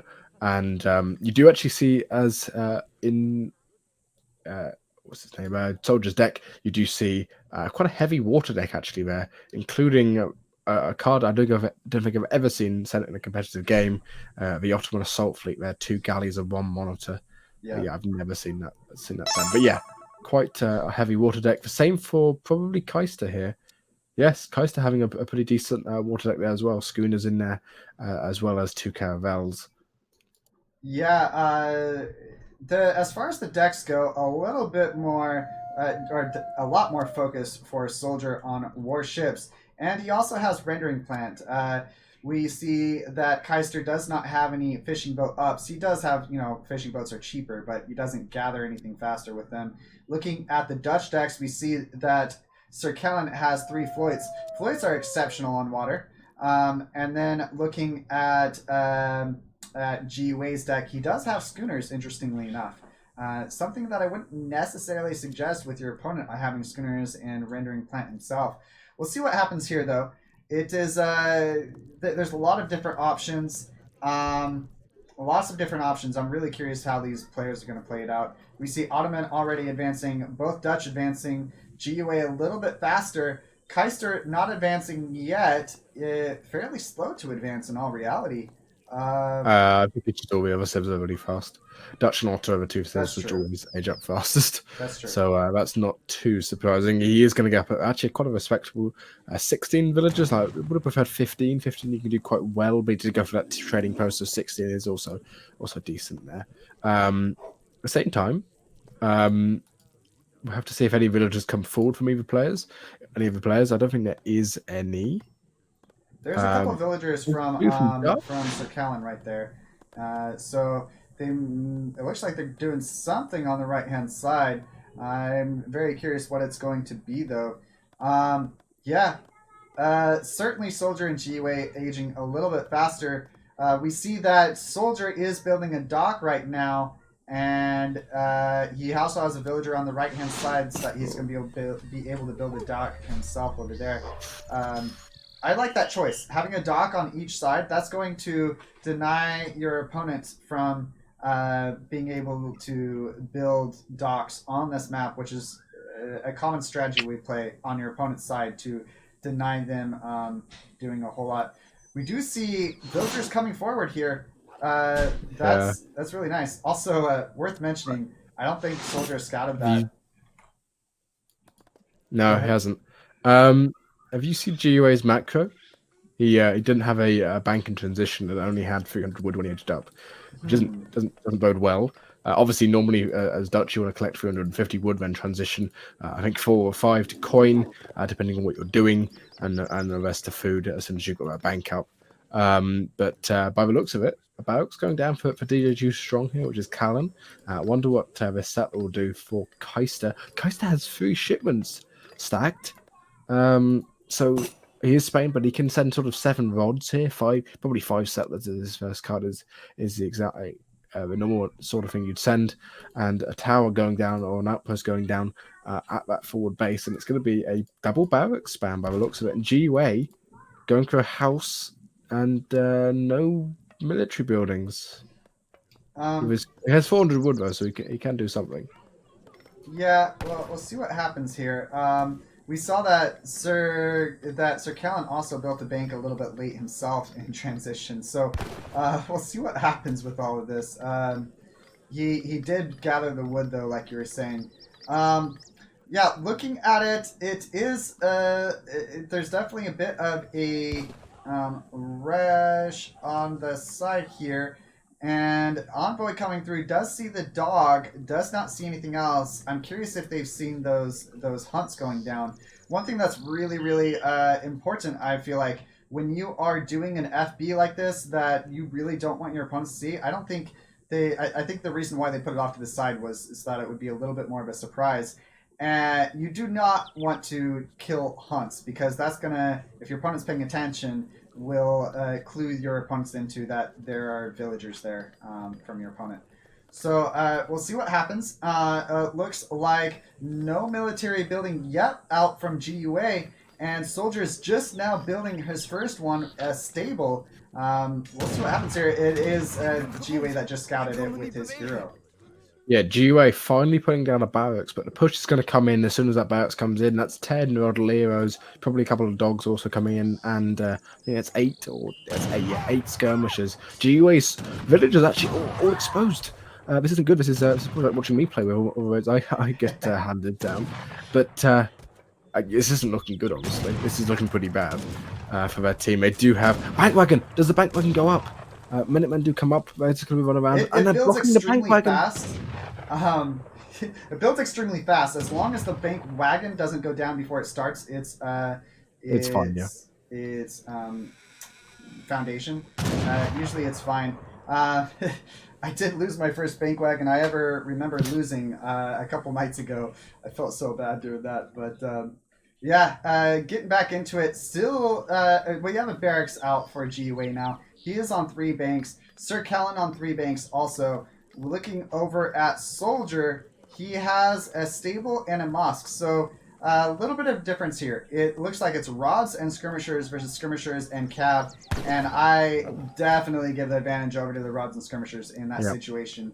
Rods exceptional versus cavalry. And there's no skirmishers out yet for GiveUA, so looking like a little bit of a stomp currently from Kaister and SirCallen. It is worth throwing Soldiers on C. Go ahead. The skirmishers do come out, but again, actually, rods, when they get into hand-to-hand combat, are pretty good versus skirmishers. You can put them into to cover mode. Callen has a lot of skirmishers at the back here as well, and GiveUA now bundle up into his town center. There's nothing really he can do, and there's only 5 hostiles out. 5 hostiles isn't going to do too well against rods. Would like to see Kaister not have his explorer grouped in with his Rodaleros over. Do it slower. But yeah, GiveUA not in a good spot here. Lost a decent amount of villagers actually. Now losing 5 villagers, which isn't great. A couple of skirmishers do come out as well, but again, there's just so many units here for Kaister and Callen that they're just going to do so well here. You need to be careful here though, because they're losing a lot of these rods to skirmisher fire and TC fire. Yeah, for sure. A lot of those rods go down. We even saw some villagers from Kaister sieging the barracks, funny enough. But rods do really well for his cow. I'm not terribly worried, but definitely gave a little bit of an avenue back into this game for Soldier and GiveUA. And they did have the fishing boats. Soldier having the fishing boats allowed them to do really well, have the eco advantage. It's actually 68 to 65, so pretty even all in all. But the rods get all cleaned up. A little bit of, shall we say, micro that has room for improvement from Kaister there. Yeah. And no buildings going down, I don't believe. Did a house go down? I don't think so. Nothing went down, but a lot of villages went down, which is, Yeah. if you look at the economic unit population, it's actually about equal now, even with water. Soldier's hostile mass is really nice here. We actually probably like to see Callen either shipping 8 pikes here, just to add a bit of siege to the army, because this is skirmisher and rod basically has no siege at all. Or just mixing some from his barracks there. GiveUA stacking a lot of wood though here, and how many banks is that? It's only on 3 banks, and Callen I think is on more. Callen's on 4 banks himself, sending 700 food now, and probably going to try and age here, Callen. So they've done enough damage I think here just on GiveUA, and yeah, I don't think this is going well at all. Yeah, no, I agree completely. As long as there's enough rods out to protect these skirmishers. It's also worth noting that the skirmishers are using the opponent's buildings to their advantage. The Cav are not going to be able to get a good engagement. I say that. Oh, hopefully, I was really hoping it wasn't going to be a caster's curse. Yeah, lots of villagers have gone down. We'll see how many he's lost so far. 9 villagers lost for GiveUA. They can't even gather from those wood crates and the coin crates under the TC there. But the cap comes in now. Rod's coming forward. Not a whole lot of skirmishers have gone down yet. The Envoy coming out, that's a really nice touch. Yeah, I like Envoys. They soak a lot of damage. 210 range resist, so it's 220 HP in effect with that range resist on them. But again, if Kaister micros his units correctly here, there's not enough skirmishers to really do anything. Again, would like to see Callen add some pikes here. I think that would be beneficial because he knows there's a lot of hostiles here, and they're not going to win this fight. Although GiveUA losing 9 villagers is sort of GG at this point anyway. There's not really a huge amount you can do when you lose that many villagers as Dutch this early into the game and only have 3 banks. And infantry attack coming in for Callen now. Was that Callen or was that who was that? Infantry. That was GiveUA. GiveUA. Before the infantry HP, that's an interesting choice there. Most people consider HP more valuable than attack for almost all military units. So, yeah, really good mass out from SirCallen. He is aging right now. So he's aging to 3. Ottomans is aging to 3 also. Kaister, decently weak eco. Let's look at the ups on the villagers. Spice trade, gang saw for him. Looking over at Dutch. Spice trade, placer mines, and great coat. Or something I noticed. Someone mentioned to me. It's not actually placer mines. It's placer mines, I believe, is how you pronounce it. Yeah, it is placer mines. Yeah. But every single person says placer mines. Right. Who casts, I think so. Well, I think, try to be grammatically and You try to be correct, but Yeah, I I try. mean, I mispronounce so many Oh words. yeah, I don't think people really mind too much. yeah. But actually, if they got pushed to a decent amount of hostiles, they might be in trouble with that front base. But Callan now up, obviously, those veteran skirmishers instantly become they become veterans, so they get 3 more attack and 24 more HP. And here's a number of cards he can ship. Probably 9 Reuters. Wants to add some of his own anti-cav, I think, because Spain's economy isn't the greatest, and Spain themselves, I think, are trying to age here. I assume so. Although they're not. I don't know what Kaister's actually doing. Oh, Kaister's going on to water now. Interesting. So SirCallen's he's actually losing. Well, I don't think he lost, but he's being raided a little bit. I believe that one villager he lost earlier in the game. A few pikes coming over to defend. We see Kaister walling up now, so it looks like they're going to try to push this to a later game, kind of like last game. Yeah, we'll see what happens. Kaister on C, I think, is a good choice. Although, I don't know. As Spain, you want to get some eco down. Perhaps going H3 would be more valuable, and then throwing some fishing boats up after you start aging. We'll see what happens, though. Looking around at everything, who do you think has the advantage in this position currently? I think Callan and Kaister quite significantly. You do have veteran Reuter coming in now. 3 flutes somehow getting onto the other side of the map here. It's actually really nice. Flutes, yeah, the explorers giving you a line of sight. Floits, I think they do more damage but have less HP, which is perfect for raiding ships actually. And this dock going to go down very, very quickly.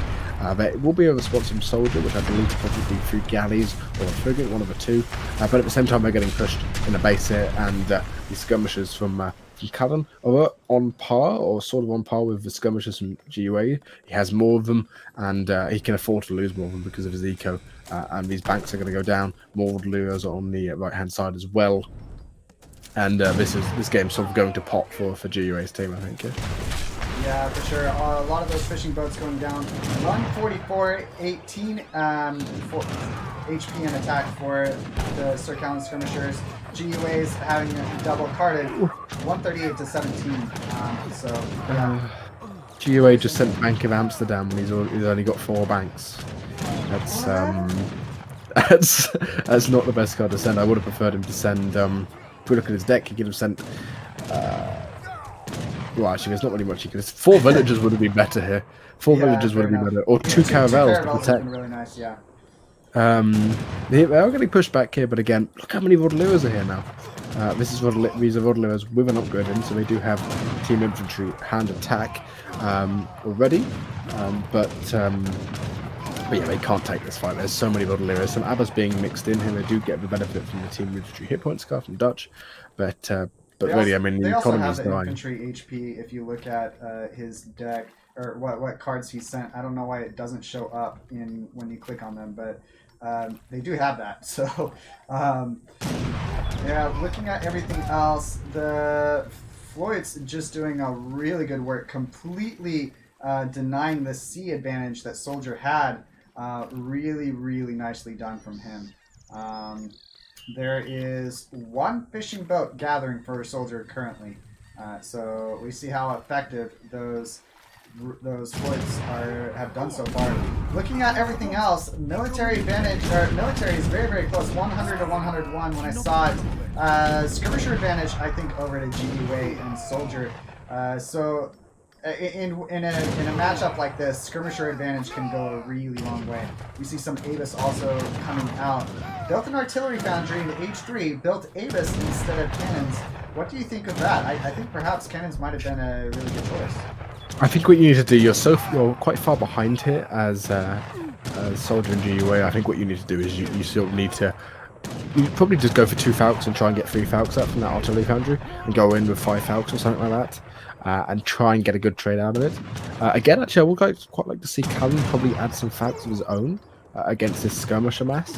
GUA nowhere near aging, somehow stacking 1,000 coin, sending Bank of Rotterdam now.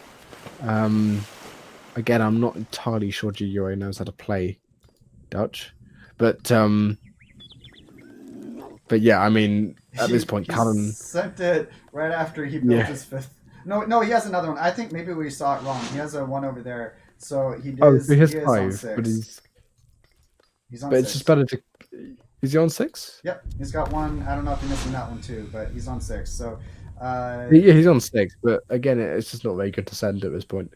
You want to age up as Dutch here. You don't want to be making more banks, sinking 700 resources in them when you're behind on eco already. And Callen just going to be massing here, even going to be mixing in some veteran hussars, which I do like. There's not a huge amount of anti-cav. Abbas guns, obviously, veteran hussars do act as anti-cav themselves, but other than that, there's not really anything here. And Kaister now aging, and are we going to see some Lancer play? I think that's on the cards here. Yeah, Lancers would be really, really nice for sure. Just even Spanish Hussar would be really nice, honestly. Let's take stock of the situation and see. We do see SirCallen walling up his side. I think that's a really, really good choice. Just allowing a little bit of safety, allowing them to focus harder on the map. We do see that it is 132 eco to 102. So definite advantage over to Kaister and SirCallen. Looking at the military pop, it's pretty even, 130, 118. But it is, like you were saying, it is almost entirely a skirmisher type unit army out from Soldier and GUA, which if your opponent doesn't have cav is good, but the opponents have cav, and it's expected that the opponents are gonna have cav when you have an army like that. So yeah, we'll see what happens here. The Floyd's doing exceptionally well. They completely denied the whole sea from Soldier. Just one shipment, swinging the economy way in their favor. I really, really like that from him. Well played from him there. Honestly, would like to see Callen probably try and chain some hussars from one of those flights or whatever, and try and just raid with them, because obviously these flights they act as I forgot what the European ship's actually called. One which you can train ships Galleons. in. Galleons, yeah. Which would be they effectively are galleons, but with different stats. And yeah, you could train some hussars to use them to raid at a time when there's a big fight going on. A lot of hussars here, and no anti-cav for up here. Where is the anti-cav from any of them? If those hussars get into a fight with those skirmishers, GUA finally aged her, thankfully, and he does have decent units. But I mean, The army's all split up. where's Too. the anti-cav? Yeah, but all the Abbas are split up as well. So honestly, I mean, if they take this fight right now, they'd be fine. But They're a bit hesitant though, but GUA just making skirmishes. He needs to add Reuters here, or someone needs to add something, which is anti-cavalry. Yeah, I agree with you. Obviously, as the caster, we have the bird's eye view, and we can see everything from both teams. So what we say, man, they could totally take this fight and win the game right now. But the opponents don't necessarily see that Soldier and GUA do not have any anti-cav at all to speak of. They have a few cav, but that's not anti-cav specifically. Some Reuter being trained now. I think it's probably a decent choice from Kaister and SirCallen. They recognize that they have their whole C, the Reuter doing really well. Actually, the Reuter the Floyd's taken out, and the galleys from Soldier do take that out, but the damage has already been done. All of the fishing boats gone for Soldier, so really, really well done. We do see one Cal over here doing some good work on a raid. Yeah. Callen can actually kill these cav really easily if he utilised his villagers into hand attack. But I think the most important thing is over here, Callen now getting cavalry cuirass. You can see how many veteran hussars are there. Where are Kaister's units? Look how many lancers are here for Kaister. The Cavalier is probably going to be coming in. It's already in. It's a bit bugged there, but they're just going to demolish this army. There's only 9 Reuters as the only anti-cavalry here. Maybe a bit overzealous here. Cavalry's going a bit too early, but I don't think it matters here. These lancers are just going to demolish the rods. Don't even matter what they get onto. Callen just running his veteran skirmishes in there. Rods do exceptionally well versus Cav too. So Rod's Lancers exceptionally army composition. It is one of the best army compositions, actually, that is possible for Spain. Obviously, Unction very good, but outside of Unction, that is their bread and butter, Lancers and Rods. So, yeah, completely the Vikings. Kaister says Vikings. Yeah, this game's over completely. Soldier resigning. GUA probably be hitting the deck in just a second as well. There you go. Yeah, no anti-cav there was the story of the game, but I think the game was already over in a way. And I think GUA sort of staying H2 for so long wasn't the best idea. He needed to get to the third age. He needed to get the Reuters out. Did actually have double stables at the end there, but it's just not enough to repel this massive Lancer, veteran Hussar, and Skirmisher, and even Reuters Master. Yeah, I agree with you. He was kind of trying to make the best of two bad decisions, though. His eco was so far behind losing all those villagers. If he aged, it would have been really good, but he would have had less eco. I mean, it was making the best two bad decisions, and we saw, I think one of the key points in that game, more than anything else, was the Floyds, actually. The Dutch Floyds out from SirCallen. I think that swung the game more than anything else, to be honest. Yeah, the Floyd's basically just demolishing any C eco that Soldier actually had, which was sort of the only saving grace that GUA and Soldier had at that point. Yeah. And also Kaister going on the water himself. You can see from the post-game stats here, the resources-wise, Kaister actually ahead with the Spanish Civ there, but at the same time, Soldier is so far behind, 10,000 resources at this point. That's a quarter of the economy sort of wiped off there. Yeah, that's crazy. Certainly, Soldier and GUA could have made more anti-cav and have, at least fared in that fight a little bit better. But I think with all this C boom being gone for Soldier, that game was pretty decided at that point. It would have to be a throw from Kaister and SirCallen for GUA and Soldier to take it. And taking a look at the post-game stats real quick for you guys, we do see Soldier having the worst eco in the game, actually. Lowest resources gathered. We'll look at the military unit population. You see all that there. Villager population. Soldier was okay at one point. I wish I could differentiate between villagers and the fishing boats, but we see that he never really had a huge lead, actually. The most he had at any one point was about 29 to 19. So 10 lead at that point is pretty sizable, but he didn't grow it at all. It actually shrunk from that point on. So we'll take a look at the team stats for you guys, and we'll get into the next game shortly. Anything else you want to add about that match, right? I think it was maybe GUA not knowing how to play Dutch, which was, and not being able to scout that front base early enough. I think mattered quite a lot there. And again, as you said, the three Floyds just came in and decimated that economy that Soldier had grown. But yeah, another. I wouldn't say it's so close, that game, but another game for the underdogs, actually. 2-0 up for Kaister and SirCallen. The two players which I think most players in this regard would probably think they were the weaker of the two, but there's certainly lower PR, so you can't disregard that. But that just shows how important it is to play as a team. Kaister and SirCallen played as a team, and they worked really well together. Soldier and GUA, they do like playing together as a team for sure, but they are definitely more 1v1 oriented players. So I really like that this match is showcasing how well you can play together as a team, how much synergy really matters. Not taking away from Soldier and GUA by any means. They're exceptional 1v1 players, but good game there. Definitely not as close of a game as game number one. But we'll get into the next game shortly and see if it is going to be 3-0 for Kaister and SirCallen. I think if Soldier and GUA get civs that they are happy with, then it could be a little bit closer for sure. You there?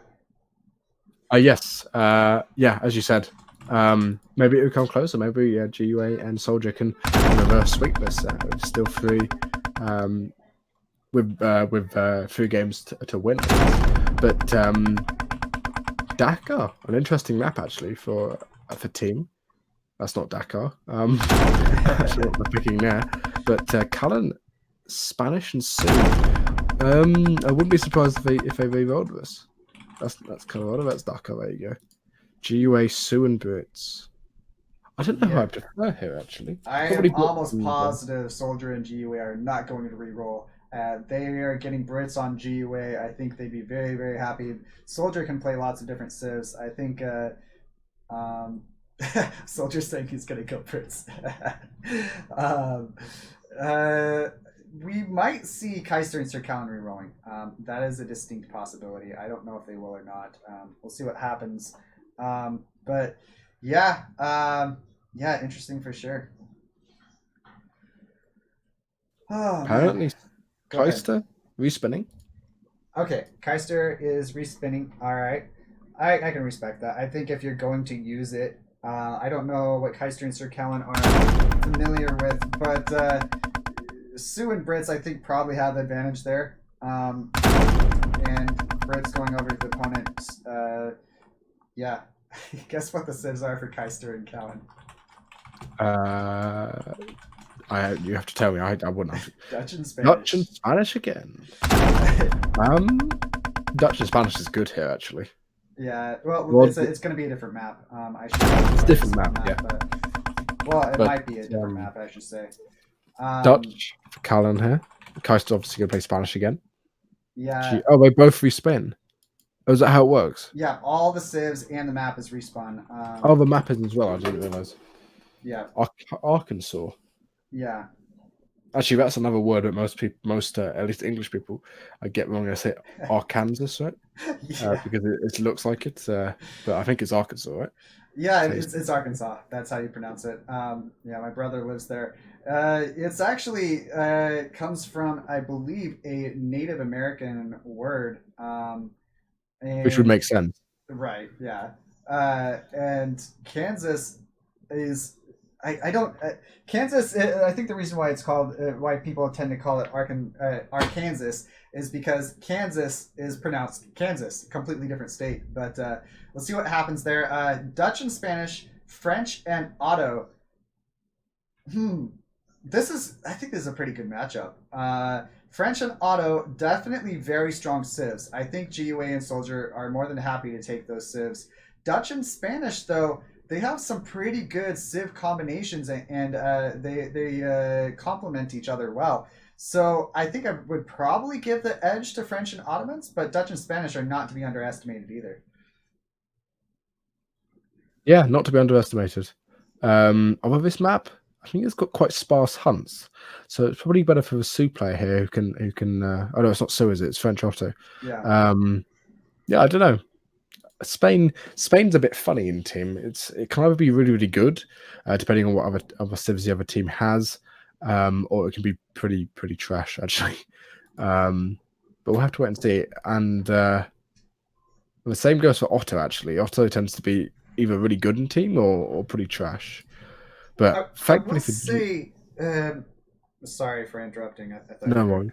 I will say that as far as ecos go, Dutch clearly has the best eco of these 4 civs. Spain, Otto, French, they're actually fairly comparable.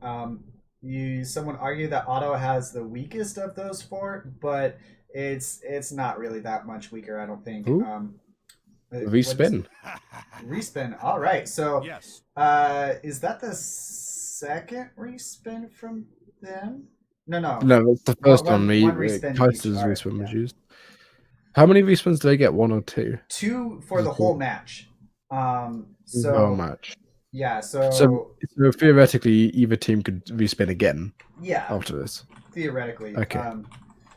But it's definitely, you want to use them, very wisely, because if it goes to all 5 games, you only get 2. You only get 2 of them, and you don't want to be forced into a really bad matchup. But yeah, we have new civs for Kaister and Callen. It is Russians and Japan. So that's good to see. We did see Japan in game number 1 for Kaister, but yeah, Ottomans for GUA and Soldier, and the second one is ports. GUA, Soldier, Auto, ports. All right, so we'll see what happens here. I'm reading chat, and 2 minutes ago they're saying GUA as his prime civ now. So easy, but yeah, a couple respins later, and another respin. Another respin. Oh my god, how many times have we had a respin? Auto ports isn't bad on this map, honestly. Yeah, Auto ports. I mean, Russia Japan is pretty strong, I guess. Yeah, fair enough. But they're using all of them here. They really want to make sure that they win this game. Well, it's match point, isn't it? It is match point, yeah. But if you're using all of yours here, I mean, the next game is going to be match point, and the one after that. If you have to win all, I mean, you have to win all 5 games at this point. So the map is Colorado, and I think Colorado is a really good map. It makes the it makes it really interesting. Kaister, I need to not talk when I spin. Kaister and Callen, I believe they have Japan and Russia again. That's what I'm going to go with. I'm pretty sure that's what it was. So we'll get over to Soldier and GUA. It is Spanish and Dutch. Soldier, GUA, Spanish, Dutch.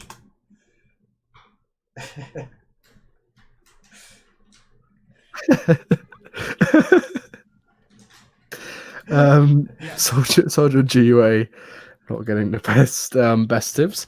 Spanish Dutch being apparently quite popular. Well, I mean, last game Kaister and Callen smashed with it, so you can see the importance of being able to play a variety of civs, and I think that's what this tournament highlights more than anything else, is that your ability to play different civs and to adapt to different situations, different maps, etc. But yeah, that's what we go with. It is Spanish and Dutch for Soldier and GUA, Russia and Japan for Kaister and SirCallen. This should be pretty interesting. Let's see, Spanish Dutch versus Russia and Japan. I'd probably. This is almost certainly Kaister and Callen favored, right? Yeah. Yeah. I mean, Japan's strong. Dutch and Spanish can get some really good. Can get a really good Russian. Granted, Russia is exceptional at defending, so maybe that's not in the cards. Perhaps one thing that I would like to see, actually, I don't know if GA is going to do this, but if GUA, if he's the one playing Spain, an FF into Lancers could be really nice here. Lancers and some skirmishers with just a few pikes could go a really long way. But we'll see what happens. I think there are avenues. Japan is fairly weak early, while they have an exceptional boom and their military is very strong later into the game. Early on they don't have glaring strengths, I should say. They're not like a terrible civ early, but definitely not the best, especially in 2v2. In 1v1, you can kind of defend and turtle a lot pretty easily, but in 2v2, if you turtle at your base and the opponents attack your teammates' base, then your turtle, your walls, your castles, whatever you use, is not very effective for sure. Yeah, it's a tricky matchup. Dutch obviously is quite good in team. Pretty good in team. I think it's sort of top 3. Actually, of all people, Kazan was talking about it earlier in some sort of stream chat. I forget which one. But yeah, Spain versus these two civs can go Lancers. They don't have a great anti-cav unit really. Obviously, Russia can go musket. The samurai are good, but that's not a unit we see often. I think that's really I don't think samurai are going to be trained. Right. Although GOA did lose to Perez going pure samurai earlier, I guess. So maybe that will happen. I don't know, but yeah, we'll have to wait and see. Fuck off. Right? I shouldn't have saw. I'm sorry about that. Kaister not being very nice, but what? Wait, what? Are they in their voice call? I'm not in their voice call. No, obviously you're not. I'm looking. Oh no, I know. I said just Team Cheap Priest because that's what Kaister did in one of the games of you a while back on Dakar. Yeah. And making a joke about it, I guess. But yeah, as I was saying, the matchup is probably Kaister and Callen favoured here, especially seeing as these two have actually played, I'd say probably better than the other two in the last two games. Well, the first game was pretty even. I would say Dutch Boom is not to be undervalued. Japan, a lot of people consider Japan as the best boom civ in the game, but Dutch is really, really close, if not better, actually, on EP. It is very, very strong, and it's a lot harder to raid it too. Banks are a lot harder to raid than shrines, so there are some options for GiveUAnxiety+Soldier. I don't know if they feel. I hope they don't feel like they've already lost and whatnot. But they have some really good options, I think, in this game. It's up to them to find them and make use of them, though. We'll see what they do. I'll introduce the players real quick, and then you can talk about the map a little bit. It is SirCallen, DJ2 Strong, and Red as the Japanese. It is Kaister in green as the Russians, GiveUAnxiety in yellow as the Spanish, and Soldier in blue as the Dutch. I will say I think it's really nice that Soldier is on Dutch now. I think that's a good move. Yeah, Soldier on Dutch. I think they've given up on GUA being Dutch because of his performance last game. Although at the same time, I've never seen GUA play Spanish, so we'll have to wait and see what happens there. But it was a wood start, which is quite nice for Callen's team. Callen does go for doesn't actually go for a Kochlet by the looks of it. He's just going to go for more shrines, which may indicate that he's going to go for something a bit aggressive. We do see Kaister, obviously, of Russia, just going to be keeping 100 wood in his coffers, not really using it. Does come across 95 wood. One thing I would like to see him actually do, maybe, is to send 100 wood to Callen if he does pick this up. That wouldn't be a bad idea. Allow Callen to get another shrine up nice and early. At the same time, GUA, by the looks of it, is going for an early TP. Don't entirely like that against these two civs. You want to be a bit more aggressive against Russia and Japan, as that they win late game comparatively, and a TP early means you age up quite slowly and it's quite difficult to rush.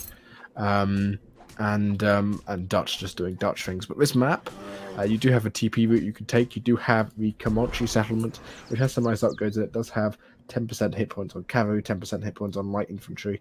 Actually, none of these civs can make light infantry, so that's redundant. It's just 10% on cavalry.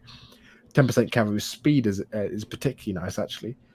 And also actually a minus 10% coin cost on all techs, and actually just in general, which means all your research is cheaper, which is actually particularly nice to get for Spanish here if you're going to go for an FF, I think. But yeah, as it goes for the map, I think it's probably better for Kaister and Callen here. Yeah, it is worth mentioning. I often see that raids, or at least denying your opponent say if Kaister and SirCallen were to deny this side of the map, the very bottom of the map, from Soldier and GiveUAnxiety, and not give the top of the map over to Soldier and GUA, then they would be in a very clear advantage. And the same goes for Soldier and GUA. Those two areas of the map, while there are not bases there, there's not towns there, controlling them is very, very important. We'll see what they do, though. What the? What's he talking about? Honcho too strong. Okay, yeah. I thought he was talking to GUA there or something. I don't know why. Sorry. A little bit of banter between the players there. Yeah, friendly jibes, I guess. 120 XP going to be picked up with this pet Honcho. But Honcho is actually insane. It's like a hussar in Edgewater. And I don't know if this is him being nice or mean to each other actually. I don't know, but actually a good age one for Callen and Kaister here. Like, certainly Kaister is just messing with. I think Soldier being down is perhaps a little bit saltier than Kaister is being in good spirits. Looking at it, let's look at the decks really quick while they're in transition to H2. See, the Dutch deck here, he doesn't have bank cards in H1. A little bit surprising based on how the previous games have gone. That could prove to be a mistake later into the game. We'll take a look at the Spanish deck real quick. Yeah, Pretty standard deck, actually. Yeah, pretty standard deck. I think it is a good chance of him FFing with it, actually, despite having all of his H2 cards. Looking at the Japanese deck, pretty standard deck from him also. And we'll take a look at the Russian deck. Does not have the 4 Cossack, but I think that's actually pretty fine. By the time you would get to it, it's not as vital as some other cards, perhaps. Yeah, I think the other decks are fine. Not having the H1 bank cards, I don't think really matters. Although it does have 700 food in deck, which isn't the greatest shipment. I probably could have put 1 bank card in instead of that. But it does also have the religious freedom shipment, which I know you're not too fond of because of the slower speed. But personally, I like the doctrine where you send that before the 2 bank cards anyway. I'm a huge fan of Church card if you're fighting in one area, but if you're going around the whole map and having to move a lot, then there are some negatives to it. Yeah. Either way, he's going to be down to the banks if it goes to the late game, and that could prove to be really important. Dutch eco is the boom is good, but it can be somewhat fragile late game because you have all that military pop, but if you're not making use of it, then you don't have an advantage. Yeah. Because you can make 150 units. Yeah. The advantage, actually. Yes. Soldier, you can see that he has played some Dutch before, which, as you saw last game, maybe not the case for GiveUAnxiety. Does go for like build market, an extra bank from the bank wagon, and an extra house, and gets a batch of 5 scums out nice and early. That's nicely done from Soldier. GiveUAnxiety, in the meanwhile, is going for a stable build. By the looks of it, GiveUAnxiety getting 5 Huss out and actually going to catch these Cossacks, which is really nice if he does this. Although 5 Musketeers is coming in here, would like to see Kaister probably microing those Cossacks so he can get into hand-to-hand combat with those Hussars nice and early before those skirmishes do come out. And another batch of 5 skirmishes, so this is incredibly nice from Soldier here. Going to be able to get out all those units. 13 strength now coming into Kaister, actually sort of all in here. And not getting a huge amount out of it already. Although 13 strikes are now coming in, but he needs to back off there. He's going to lose those units. Does actually take down that Explorer, which is quite nice about Honcho.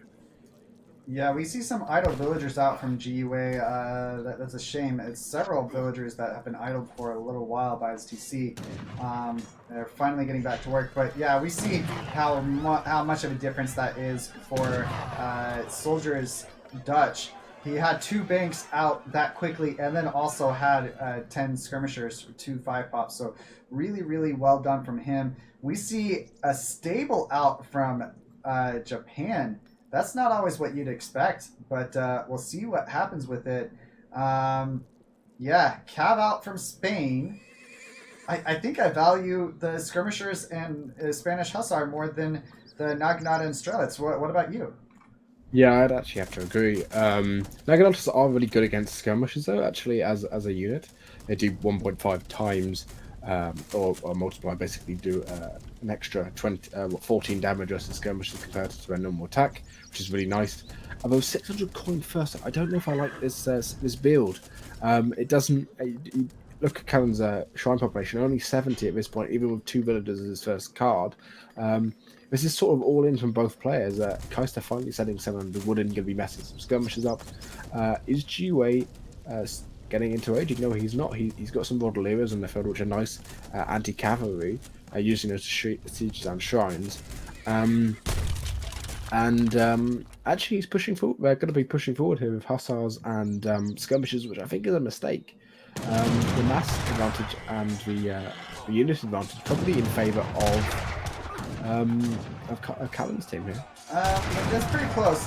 They definitely had that, GiveUA had that native scout seeing the whole opponent's army. And so they definitely knew what they were getting into in coming forward. And I think I actually like it. The Naginata, though, doing a lot of work. The muskets proving parity effective. That's a lot of skirmishers. Perhaps not enough cav to defend them. The Naginata, if this is close. This is really close fight.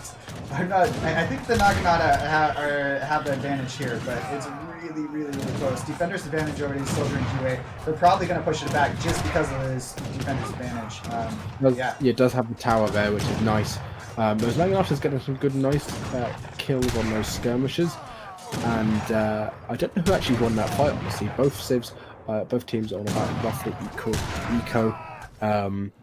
And some more musketeers coming in from the side here. If another batch of 5 Naginatas comes up, they've been misrallied. Unfortunately, hand infantry 8 points for GiveUA, which I'm not too sure about that card. I would have preferred probably 8 pikemen in this position to add some siege to the army. It's quite nice, though. It does have a decent amount of HP on those units now, but he can't be taking this fight underneath his blockcast, which is unfortunate, but Hussars coming out for Soldier. Again, probably would like to see 8 pikes at some point from Soldier because of how all in Kaiser and Kaister and Callen are. And they need to be able to take down these blockhouses, and cavalry do particularly badly actually at taking down blockhouses. Yeah, taking stock of the situation, it is 4 banks currently for Soldier. Looking at the market upgrades for their team, Spice Trade and Placer Mines for GiveUAnxiety, and Soldier just has Spice Trade, which is that's fine. Looking over at Japan, he is on, what is that? 8 shrines. No. He's on 10 shrines. He up with 40 gates instead of the what is it called? The Shugo Shrine, I think. And let's take a look at his villagers real quick. He's got most of the ups for them. And the Russian villagers have most of the ups. Although, back to the fight because, double cap out from Soldier and GiveUA. That's a good choice into the opponents here. Russia building only infantry, and SirCallen going on only Naginata. I really like that choice. I heard you exclaim. What were you going to say? I don't know. My mind must have gone a bit funny then. I thought 5 Naginatas popped from the daimyo for some reason. They actually didn't, which would have actually turned the fight in one of the other civs favoured. But Soldier actually aging here is quite good. They can go for Reuters. And Callen actually has 600 export saved up there. That would have been 10 clubmans, which I think in that fight especially would have just turned the tide of a game, and it would end up being game losing. They have taken a trading post, so Kaister and Callen here, which is particularly nice. They haven't got stagecoach just yet, but I think that's going to be teched in soon. I would like to see some Yumi or some Strut now getting onto the field. GiveUA does have a number of villagers though, which are in the open, exposed, which can be taken down. But he's massing too many hussars here. But a fight going down in base and losing a couple of villagers there, I think. Yeah, I lost 1 villager. GiveUA microing his villagers really well.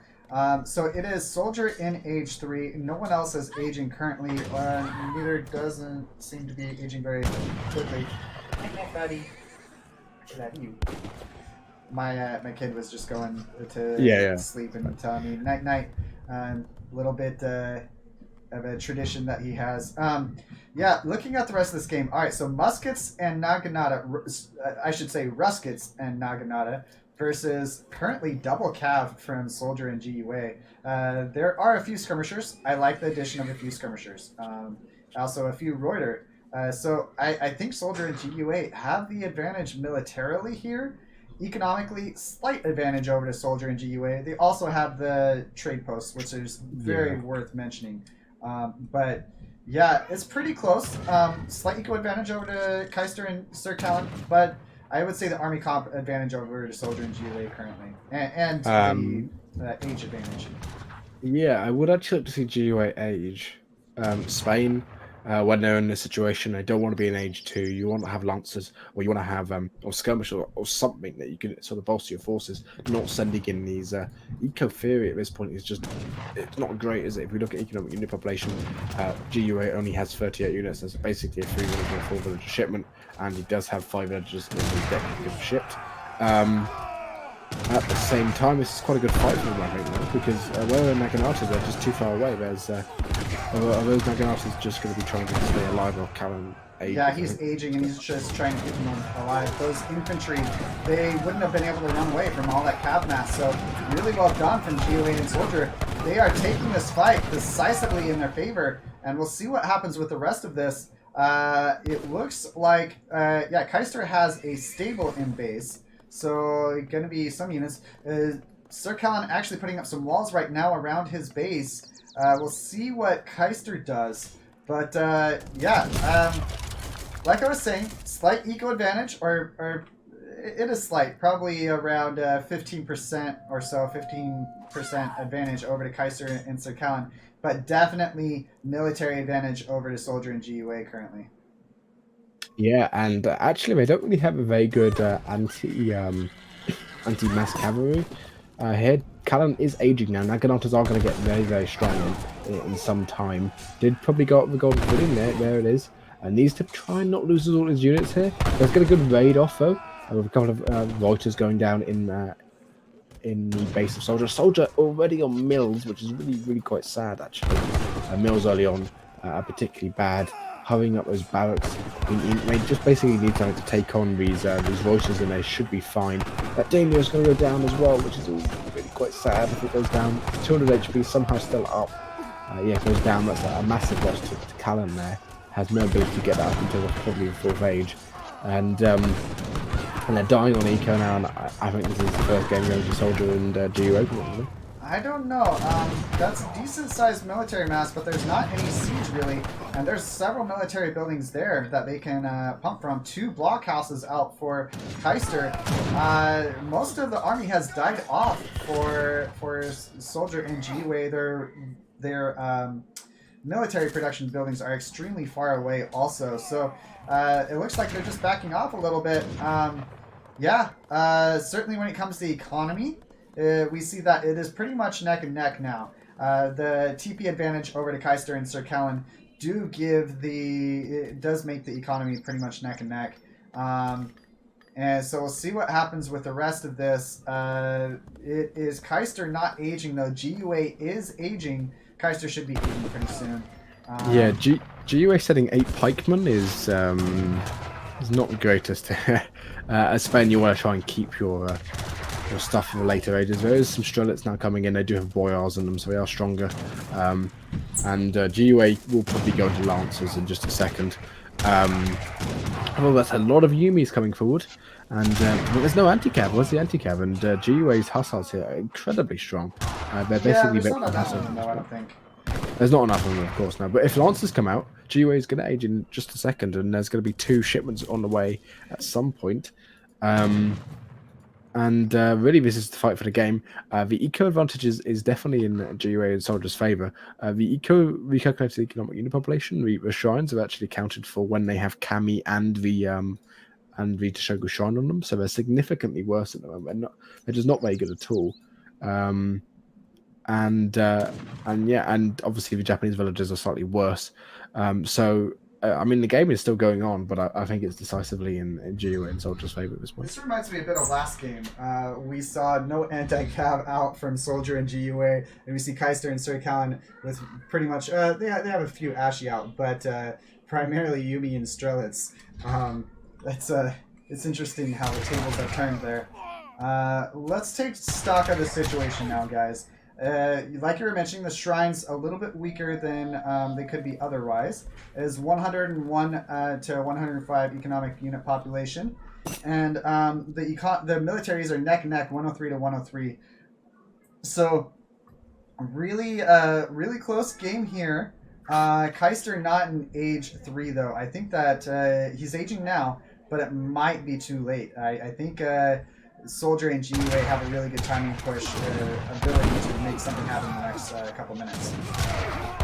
Yeah, the problem here is that, again, they don't have any anti-cavalry here at all. They do have Yumi's, which can sort of stand there and just fire, but Ashies do come out from the back actually from Callen, but there's just not enough. And even from the side, those Reuters are going to be trying to get some raiding done. Look at the position of the position is incredibly good, though. Yeah, they've got those trees, the cliffs. I don't believe the Cav have gotten onto the Yumi at all yet. And the Strelets, of course, go down, but if you're going to lose the Strelets, that's much better than losing the Yumi. You definitely are willing to sacrifice your Strelets. And they actually push them back there. Look at that. Did you expect that from that fight? No, I thought they were going to crush it. Soldier setting food silos and refrigeration so early, so his eco is actually quite good, but he's on mills again. They don't have the map to be able to push out. There's a raid on the base apparently. Although, is there a raid? No, there's not a raid. Oh, that's not a raid. Oh, my bad. Yeah, I was thinking it was a raid. I saw the yellow cap coming in from the side. It was like, that's got to be a raid into his base. No, I guess he's just sitting there with Cap in his teammate's base. Yeah, it can be a little confusing sometimes, actually, the different colors.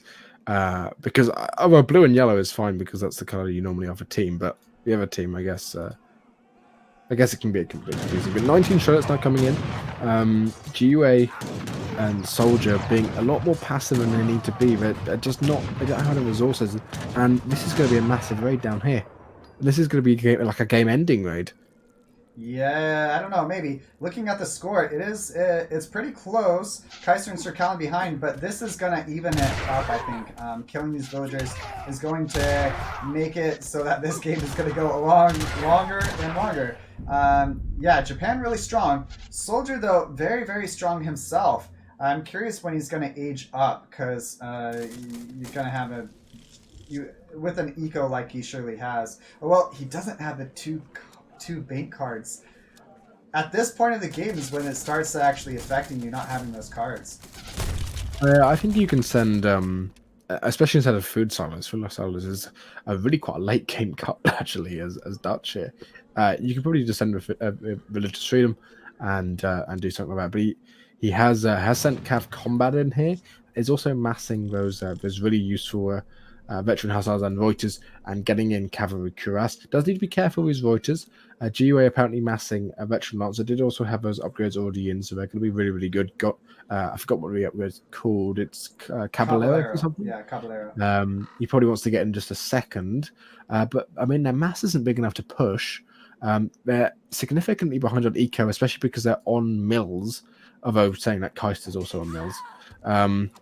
Another raid coming down the bottom, and this is where Kaiser's just going to be massing operas now, and just going for random petty raids everywhere, and going and basically just winning the game that way by just being incredibly annoying.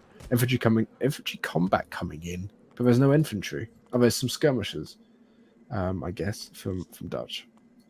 Yeah, he's got a few skirmishers. And with the opponent having a lot of Ashy, I would be expecting to build a lot more skirmishers at this point. The Dutch skirmishers are not to be taken lightly. They're definitely really good units. Lots of cards on them. They don't get the royal upgrade, which is a bit of a shame, but they're very, very good units. Taking a look around the map, we see that the Ashy from SirCallen are doing some work over here. Some skirmishers come in to defend them. But we'll see what happens there. We do see that both teams are focusing a little bit on the flanks, and we'll see what comes of that. There's a really good mass out from SirCallen here, and from Soldier. It looks like they're going to get on the fighting here. Yumi fall back. Ashy's still there. The Ashy do have the cab, the upgrade versus the cab. We'll see what happens with it. Lots of Lancers coming in. Lancers could be great. Yeah, Caballero card came in too. So this could be really, really big here. If those Ashy go down, it's going to be GG for them over there. And I think they might. Well. Cadet's also coming in. This is going to be a really, really nice fight for GiveUA's team. But they need to win it decisively. The eco is so much in the other team's favour. The veteran cavalry archers on the other side here. I think they're going to be able just to run away. And unfortunately, the massive units from GiveUA is felt it. not really doing a huge amount of work here. There's some Ashies coming up around the back, even more of a raid up here. A lot of villagers down now for the other team, down 30 eco population. I'd like to see just the stopping of veteran Charlottes from Kaister here, even just massing completely and utterly cavalry archers. You know Spain's going to go lancers against this composition and go into that. 2 chariots are coming in because Japan is at its weakest point now. They're running out of food, and really I mean it's just such a close game. This is another game where it's going either way constantly. Back into the same spot where we got that such an amazing trade earlier because of your positioning, and I think it's just going to happen again. They're going to sit in that spot and just get incredible trades with Rajumi. Yeah, for sure. We do see that all in all, it was a fairly close fight, but I definitely give it over to GiveUAnxiety+Soldier. It was not won decisively like you were saying. They did win the fight, they won the battle, but the opponents are going to live to fight another day. And that is what happens. We do see that GiveUAnxiety+Soldier are basically almost completely off of natural resources. So they're having to completely transition to mills and plantations, or banks for Dutch. But looking over at Kaister+SirCallen, it's about the same for them, honestly. They have basically 1 mine they're working on right now, and that's it. Of course, the shrine's proving very effective. They shore up the transition from to mills and plantations really nicely. But yeah, looking really, really good from both teams. Economically, very strong for Callen and Kaister, like you were saying. And we do not see a Toshugo shrine out yet. And I don't believe he sent Heavenly Kami. Let me confirm. No, that. he sent neither. So the eco is somewhat overrepresented in that graph, but again, I think they are ahead in eco at least. Yeah. And TPs. Lancer's going to come in, going to get some nice shots off. There's a lot of cav archers here. Would like to see cavalry combat coming in for Kaister at some point. And they're going to lose that forward stable. They don't care about that at all. Federation are coming in for Japan, and these Ashigaru are actually at the point where they're very, very strong. Would like to see them go Dutch consulate if possible, and get the cavalry upgrade, which gives them the hand attack, probably about 3 extra hand attack, which is significantly vital actually against the composition of going in that team. That one falconet isn't going to be doing too much work. Just a minute to put them down, and they can't fight this. Even though they've got we saw the beginning of the fight.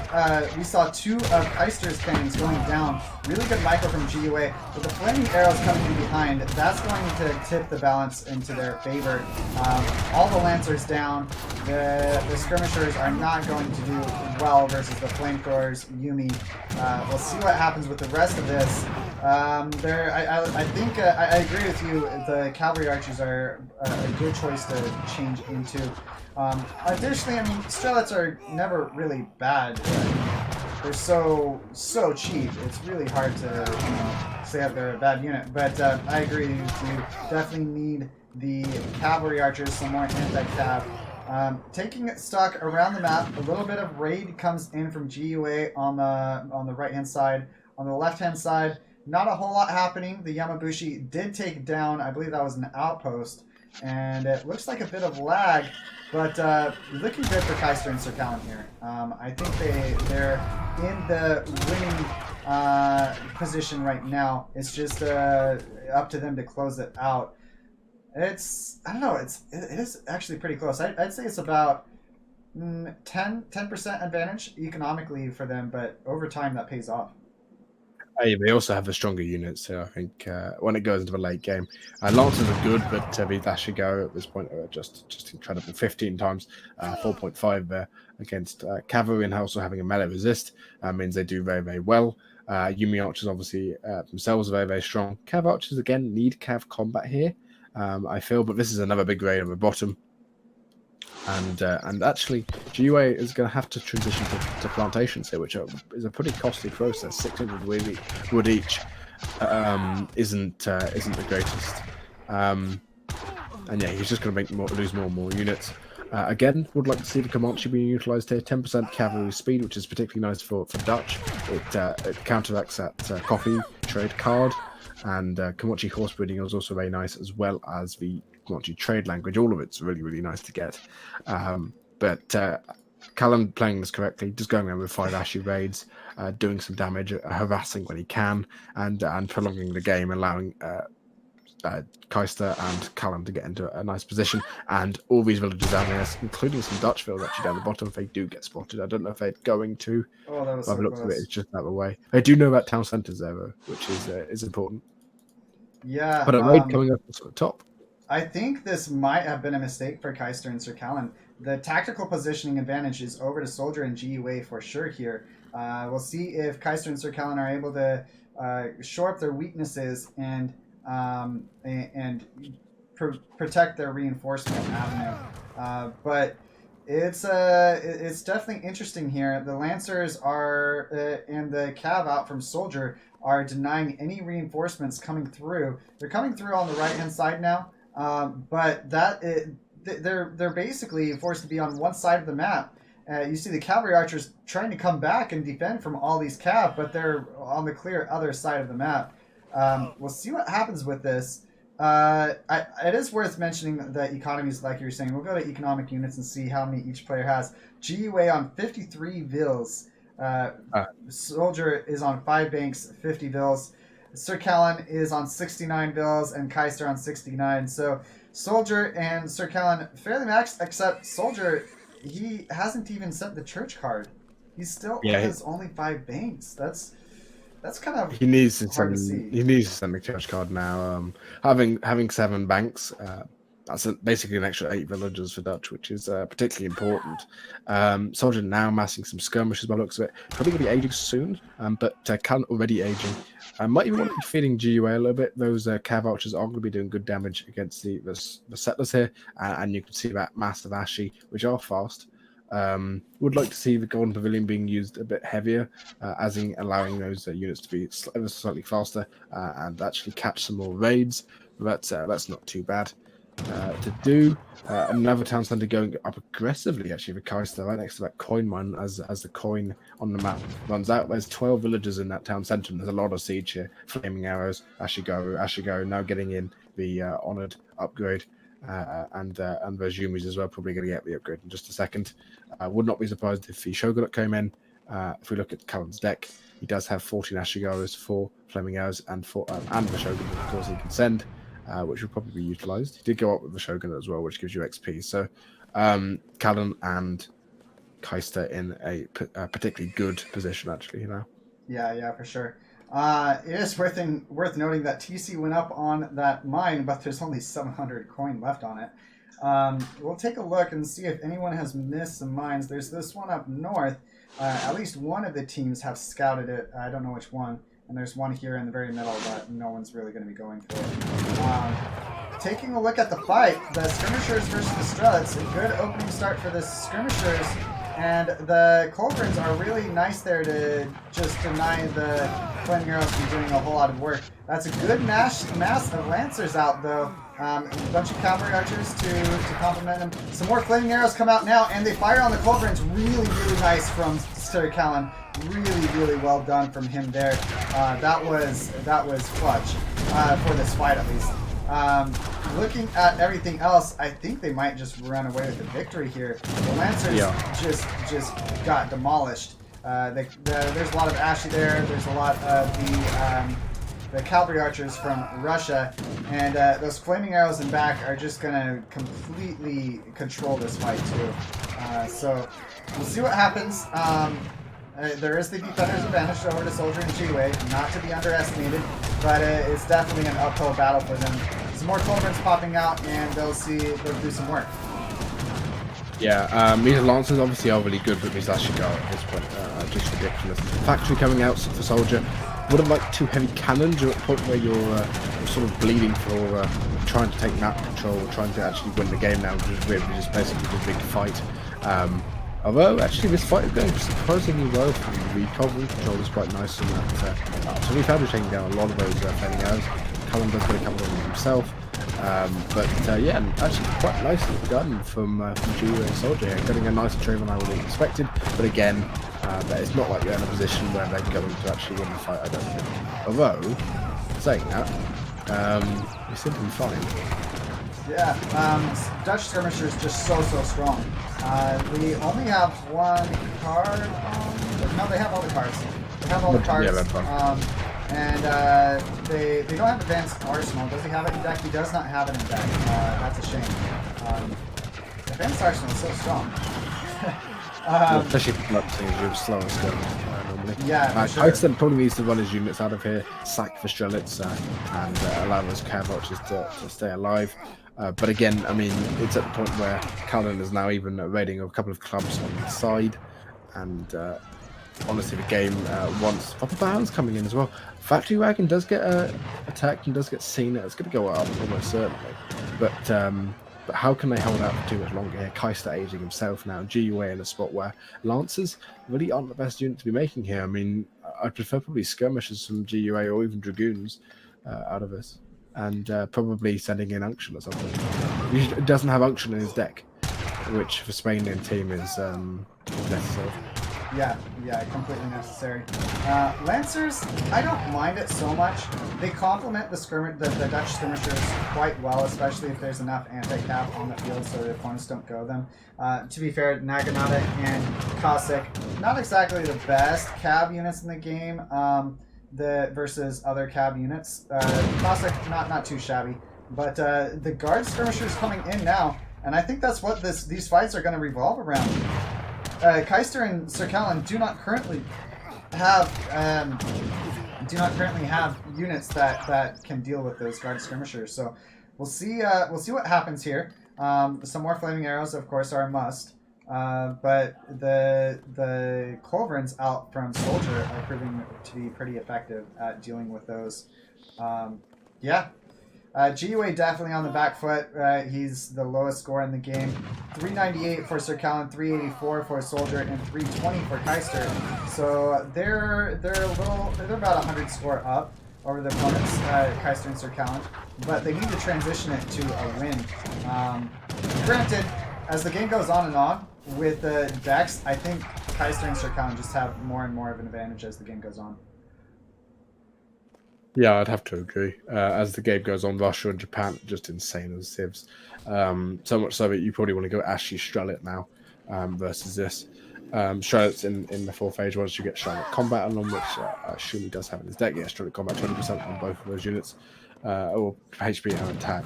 They just become so efficient, even against Dutch skirms. Does have advanced Arsenal deck. Probably would like to see that sent soon as well. Industrial Revolution coming out, which is a factory. Finally, someone's got the upgrades from that. What is it called? The Nat Post. So he's got the upgrades on there at least. But yeah, I mean, this is at the point where GUA not in a position to actually make any units. He's trying to age. He's just making Lancers actually, which I think they fail pretty spectacularly against Age 4 Ashley, really. I love the look of Age 4 Lancers. I believe they changed their graphics on EP, and they're really nice looking.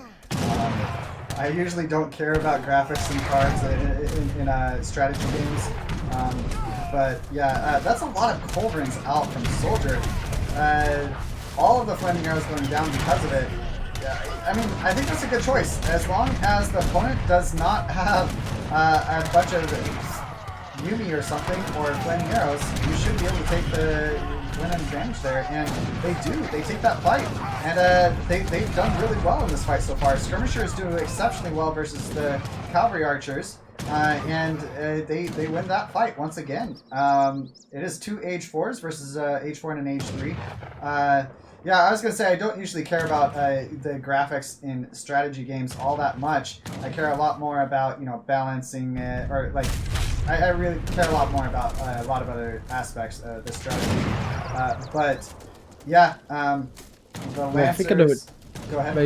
They have like a funny, they have a new shield, don't they? Yeah, it's like a checkered shield or something. Which I believe actually, from what Eaglemutt told me a while ago, it was a missing file from RE or something. Like they just forgot to put it in, which I guess makes sense. And obviously they've been updated on EP. They do look pretty good. I would have to agree. Unfortunately, I think some people have lower graphic settings that actually see the difference. Like Strelets, for example, don't change. If you have lower graphic settings, they just stay the same throughout their unit composition. But yeah, it's nice to say, as you said. Look at those falconets. Holy shit! Yeah, the artillery army is pretty insane. We need to add falconets, not falconets. Reuters. We need to add not Reuters. Well, actually, we do need to add Reuters. We need to add anti-cav, but Callan's team need to add some culverins. Yeah. Field guns also aren't the best thing to make in H3, H4. That would be yeah. what's artillery, if I recall correctly. Yeah. Yeah. There's. I mean, theoretically, if you had perfect micro, the field guns will allow you to get a better spread onto the opponents due to it being less pop. It's only 4 pop as opposed to the 6 for the horse cannon. Is it 6 or is it 5? It's 6. Okay. Yeah, so they can be pretty effective, but you see GiveUAnxiety+Soldier taking this fight, and they're doing pretty well here. I don't know why the Lancers are backing up, or they're going back to defend Soldier's base. So, but I think they might be able to still take this fight. It's pretty close. That's a lot of cannons. The cavalry archers need to take those out, but that's a lot of skirmishers there to deal with the cavalry archers and Ashley. I think Soldier's going to take this fight. Yeah, I think they actually are winning this fight. I would like to see Ashley to basically just run onto these falconets. And Naginata switch here though is huge actually. There's no anti-cavalry. 10 Naginatas coming out. They don't have Nagi HP. They're going to be getting good shots off on these units. Just bring these Ashigaru in to take out these lancers and they'll be fine. Callan in a situation where they don't want to be fighting this, and even with the superior eco and the superior, well, just superior civs at late game, GiveUA and Soldier actually being able to fight this off quite well. Factories coming in now for all civs, except for Japan, of course, and this is where GiveUA and Soldier might be able to take it just right now. But the only problem here is the fact that no auction means no party really for these lancers. They're not going to be doing nearly as well as they should be able to. 50% on those units is insane. Yeah, no, it's not even 50. It's 63%. The unction missionaries multiply off on top of themselves. So while I believe only one is 5%, they multiply on top of themselves. So it's kind of somewhat of an exponential growth. So yeah, 63% is pretty insane attack on your units. But yeah, we'll see what happens. It is Kaister+SirCallen in the defender's advantage now, and the Naginata get on top of the field guns and the culverins, and that's really, really big. If they can take enough of them down, I would focus just the field guns, but he goes after all of them and does not. I mean, it's a good trade no matter what, but he doesn't take as many as he wanted down. Lots of Naginata coming in now, and not enough anti-cav for GiveUAnxiety+Soldier. I think they're going to take this fight. Oh, there's the Lancers in front are actually going to do a lot. The Lancers are going to deny those Naginata from being really effective. Culverins coming in from the side. I think Kaister+SirCallen are going to take this fight. Yeah, more Naginatas going out, but 10 bats treading from Japan is really, really strong. Again, would like to see Callan going on to the Dutch church here, utilising the arsenal and the well, not Dutch church, Dutch consulate, and using the arsenal and obviously the bank and the church cards. He doesn't have to base arsenal. He doesn't have his no, Callan. He can go. Okay. Yeah, and you can get HP for your Naggies. You can get forked bayonet or whatever it's called. I thought you said Dutch, and I was thinking Soldier, but yes, Dutch consulate. You're right. But yeah, at this point, 72 to 185. A lot of Lancers here, and these Lancers are incredibly strong, actually. If we look at the stats on 630 HP from all those cards, and 34 times by 4 is really, really strong. But really, I mean, Ashley's just beat this, and even though all those Lancers are there, all these Ashley raids from Callan have done a lot of work to make it so the eco is heavily in the advantage of Kaister's team. And you can see that from actually GiveUA's, all the scores are actually roughly equal, but I think the composition just goes towards Kaister and Callan's. Look at those beautiful Lancers. They aren't checkered for yellow for whatever reason. Is that are they not upgraded yet? No, they're upgraded. No, they are upgraded. They definitely changed skin. I don't know. Maybe it's just certain. I know for blue and red, they're definitely checkered. Yeah. That's that'd be really funny if it was only for certain colors, but they're still beautiful. They're going to be very effective, that's for sure. Lots of Naginata and Cavalry Archers. The Warrior come in out of position. Skirmishers also a little bit out of position.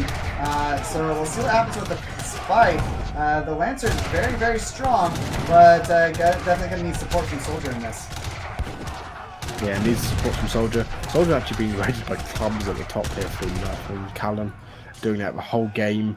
Naginata's obviously now getting Naginata HP. They have 570 HP. Would like to see Callen switching to the infantry HP buff on the pavilion. It is better for all your units when you go and make a unit array, especially with Naginata. There's so much HP out of it. But yeah, this game is. Honestly, I think it could either go. It can still go either way. It just depends if Soldier and GiveUA can get a decisive fight, basically.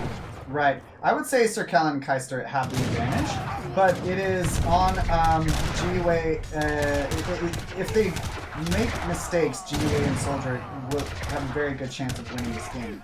And we have seen Soldier playing really, really well with his cannon, having a lot of cannon advantage. And the Lancers, while pretty effective, are against a primarily stable unit army from, well, I see that right as the Ashy come forward. Lancers versus Ashy is actually not a bad trade. Ashy are exceptionally good versus the Lancers are exceptionally good versus infantry. Ashy are really good versus Cap 2, but the Lancers are going to clean that up. And this fight is going to go in the way of GiveUA and Soldier. So another swing. It's going to be GiveUA and Soldier, I think, in advantage here. But we do see some of the clubs in the back. They took down a factory. I didn't see when that went down, but they did take that down. Just a lot of good pressure out from Kaister and SirCallen around the whole map. Yeah, and Trade Monopoly also coming in the same. There's a timer now of 4 minutes and 30 seconds. Obviously, it starts at 5 minutes when it's been taken down, which means Callen and Kaister will win the game. But of course, that doesn't mean that that's going to happen. If they do keep up the pressure here, they can remass quicker, Kaister and Callen. So, I mean, it's still anyone's game simply because you do have that big swing, actually now equal a military population. But basically, it comes down to whoever can basically win a decisive fight, and both players winning decisive fights everywhere. Unfortunately now, the pressure is off for Kaister and Callen into that base, and they don't really have any units nearby.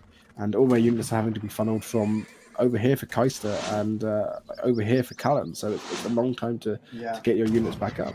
We saw that in game number 1. They were not able to push into the opponent's base until they had until they put their military production buildings really close to the opponent, and then they're actually able to push it in for a victory. I do like walling up the middle. That's nicely done from Kaister. Also, we do have to remember the trade posts, the trade posts. They have to take down 3. So if they just take all the ones on their side, they're fine. So take that one down, they should be fine. That will be canceled, the trade monopoly victory. And yeah, it's looking. I don't know. I don't know who if all the decks were pretty even, I think on EP. If Russia and Japan win this late game. I don't actually know that they do though, because the decks aren't even. If the Dutch had all the bank cards, they're also missing the Age 4 card that's 20% faster or 20% better banks, and Spanish missing auction. Those are some pretty important cards in team. If they had them, Spanish and Dutch, at least on EP, can be really, really good late game. Obviously, Japan and Russia very good too, but I don't know. It would be really close, that's for sure. Yeah, it would be close. Although, yeah, Unction, not having Unction, I think, is the biggest one here. Unction is so important to Spain. These Lancers will do nearly 50 damage, I think, or something around that. Because I think it scales with your current attack, doesn't it? It is not based off of base stats. It is off of current stats. So yeah, pretty much all buffs in the game are off of current stats. So yeah, 63% on top of what their units currently are would be absolutely insane. I'm not supposed to do math on stream, but it would be something like 50 attack lancers or something like that, and then times 4 would be 200 damage. Pretty much two-shotting the Ashy, probably one-shotting the Strelets. It would be absolutely crushing if they had that. But yeah, we'll see what happens. It is some walls coming out from Kaister and SirCallen. Kaister going to age 5. That is important to note. Going age 5, if GiveUAnxiety+Soldier do not match it, although GiveUA is pretty close himself, they could be in some real trouble. Yeah, GiveUAnxiety+Soldier probably need to match it. Kaister up to age 5. Actually has nearly enough resources to go up to age 5 again already. I would like to see that being probably fed to Callum. Callum maybe switch some of his vice buddies to gold, which probably looks to be done. And if they hold on here, I think they win. Especially because, again, the upgrades aren't there for Spain in age 5, and nor are they really there for Dutch. While the Russian units, especially Strelets and Ashies here, they just become so good in age 5. The Strelets combat now coming in, you can see 16 attack, 148 HP, and these Tartar cavalry archers are also pretty insane. 516 HP and 24 attack, which is actually double the speed of Dragoon, so it doesn't really damage. Yeah, crazy fight coming in here. The wall is actually going to be pretty effective for keeping those Lancers out. That was a really heads-up play from Kaister to do that. We do see SirCallen pulling back while his teammate went forward, so perhaps a bit of miscommunication there. But the fight is in full effect now, and we see Cool coming out from Soldier in response to Kaister hitting age 5, but GiveUA is about to hit age 5 himself. We do see the heavy cannons being very effective for him. I believe that was a shipment and not, it was a shipment, it wasn't sent from the factories. That's a lot of Reuter out. It's pretty much just Reuter and Goon versus Cavalry Archer knocking out at Ashy, flaming arrows. Lancers coming out now. So we'll see if they are able to put a dent into this Ashy mass. But the Reuter needs to attack, perhaps, or not. Okay. I mean, yeah, but we're getting pushed back here quite badly. Callum, by the looks of it, probably going to be going to age 5 in just a second himself. I would like to see Kaister utilising the ability to just mass up some options and just go into his base maybe. If you have a base to just destroy the eco, destroy the factory, which is what we need here. And some more flaming arrows being trained to deal with those heavy cannons. Actually, I think GiveUA's team getting the better of the fight here, I think. No, I agree with you completely. You see, Dutch and Spanish are actually really, really good civs. Their weakness late game is usually their eco. They have really good military due to the 150 military pop from Dutch. He's not using all of it. He was at just 170 or so, but still 120 is better than 100. And Spanish at 150, but and not having unction. I think I'd definitely give with the deck, with his current decks, I give the advantage over to Japan and Russia, but if they, it's hard not to see the unction and all the big cards. It could be so much better for a GiveUAnxiety+Soldier's team. Exactly. Callum should be aging now actually as well, which will put even more pressure on Soldier's team. Soldier nowhere near aging himself, now sending 4 hussars, which actually I believe is actually 5 hussars. The Fortress Edge shipment. Again, this fight going quite well. GiveUA fighting before he's got Imperial Lancers in there, I do not like. Big push show here from Soldier. We'll be taking out a decent amount of those units. Another lull to Soldier on about there. But these Ashigaru still just demolishing. Probably the 1k coin being shipped to his Stymio. Yeah, that's not great. That's not great in terms of it. That doesn't, I mean, it doesn't really matter too much. It's about 1,000 revenue resources isn't a huge amount. Callum aging, so that's the most important thing. They can back off. then once you get sort of age 5, Ashigar or whatever, they're just demolish. Again, would like to see him go Dutch consulate and get the Arsenal upgrades, which would be nice. Those Ashi and on the Naganatas, but by the looks of it, there's going to be another push here from GUA's team. Yeah, I'm gonna turn you up just a bit. I don't know why sometimes you're lower, sometimes you're higher, but I'm just trying to keep it really good for the viewers.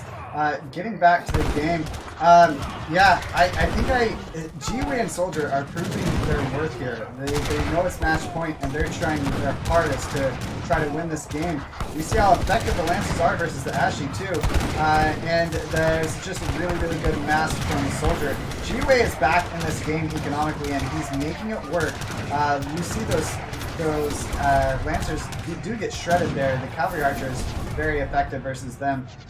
Just a bit of a bad positioning, I think, for them to take that fight. They recognize that though, pull back, and Soldier and GiveUAnxiety put up some walls, and they're going to sit back a bit. I think they're going to try to get Soldier to age, would be my guess. Seeing that SirCallen has aged himself. I don't know that they want to take these fights, but we'll see what happens. It looks like GiveUAnxiety is trying to take it. They're going to go in for this fight, and let's see what the Lancers can do. There's a lot of flaming arrows in the back, and the Reuter and Skirmisher is very effective themselves. Let's see what happens. This fight could prove to make a big impact. I think Kaister and SirCallen might be able to take it, but it's going to be really close. I think they will. All the Lancers go down. Flaming Arrow's still alive. They're going to take that fight, and we'll see if they are able to push heavy into this. I don't see... Let's look at text being researched. The walls are not being upgraded, so those are paper-thin walls, and they'll go down in a flash. Let's see what happens, though. This is really close, that's for sure. Yeah, would like to see at least one Imperial upgrade coming in for any of the teams here. Actually, I don't think any of them got any yet. The Lancers haven't been upgraded to the Imperial Age. They have all got the upgrades extended to taxation now coming in for GUA. Collective economy coming in for GUA, and but again, I think these actually just need to be upgraded, and then they'll be fine. The same with these Tartar Cavalry Archers. These Dutch skirms also doing incredibly well with this composition. You need shredders, or you need something around here to actually just mix in and utilise the strength of those units. Against the Reuters and the skirms, they'll just do so well against this. Yeah, Skirmisher is so strong. I think they're going to take this fight. The Flaming Arrows are very effective in the back, but there's just a really good mass from Soldier here. This is their fight to win, I think. There's almost no units left, except for the Flaming Arrows. They're the last things to go down, pretty much. And it's looking really good for them. Almost no Skirmishers left. Really good micro from SirCallen amidst all of that, focusing on the Skirmishers specifically. So, really well done from him, but they're completely surrounded. I think this fight is over to GiveUAnxiety and Soldier. We do see Soldier is nowhere close to aging. I think that is in a large part due to the not having the bank cards. All three of the bank cards, even the H4 one, is really important. We'll see what happens though. GiveUAnxiety and Soldier do come in with reinforcements. We see GiveUAnxiety is coming in with reinforcements now, and he should be able to push this back with those Lancers. Really good fight here. Taking a look around the rest of the map real quick for you guys. Not a whole lot going on. It's all focused on the middle here. New wall going up by Kaister. Well done from him. I like Kaister's walls in this game. It's been really important. 8 halberdiers being shipped from Georgia. That's an interesting shipment of one of the game. Food silos coming in from Russia now. Callan getting in his exhaled or assaulted Ashigaru there, and by the looks of it, Imperial Shredded or Imperial Tartar Cavalry Archers to come in just a moment. Would like to see the speed upgrade for the cavalry reduction be made, and GUA still fighting without Imperial upgrade on his units. You just, at this point, I think what you do is you can sell 1,000 food to get the coin needed for it, and they're just going to lose their hand. Infantry hit points coming in for GUA. A shipment he isn't using now, Mexican skirmishers. These are veteran skirmishers.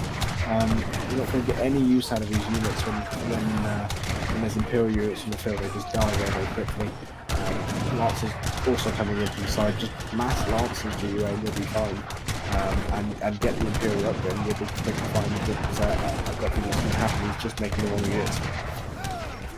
Yeah, that's completely true. Yeah, the Imperial Ashes, Exalted Ashes, the only units on the field that are Imperial. So it's well done by SirCallen to get that. We do see that GUA not having Imperial, Kaister not having Imperial.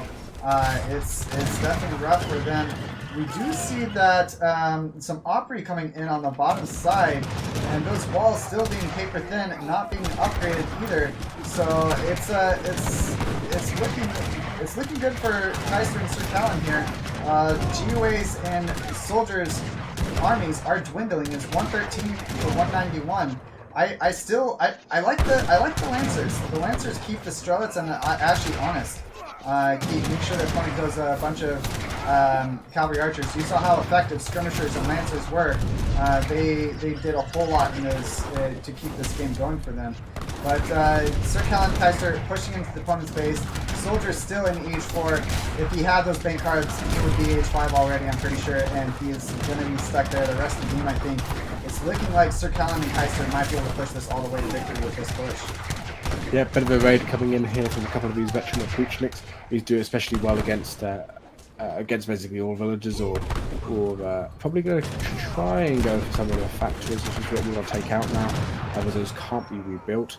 A massive fight here in the middle, and I mean this is endless, but GUA making the skirmishes is just terrible, honestly. Yeah, without Unction, they're definitely the worst skirmishers in the whole. The worst unit named skirmisher in the whole entire game. Every other unit that is named skirmisher is better. Unction is the only reason why Spain has any decent ranged units at all. Yeah, looking at it, it is lots of Opry coming in now. And a little bit of a push by Kaister, and they call it. Cool. GG. My goodness, 3-0 for Kaister and SirCallen. A little bit of sloppy play, I would say, from both teams, but Kaister and SirCallen taking it. Yeah, I wouldn't really. Yeah, apparently they like Vikings a lot. Alright, so it is Kaister and SirCallen taking it against GUA and Soldier. Another 3-0 match. This is a bit of a shame, but these were some really, really good games. I think this is the best match of the series, of the tournament so far. There was a match earlier where it did not, earlier today, where it was not a sweep.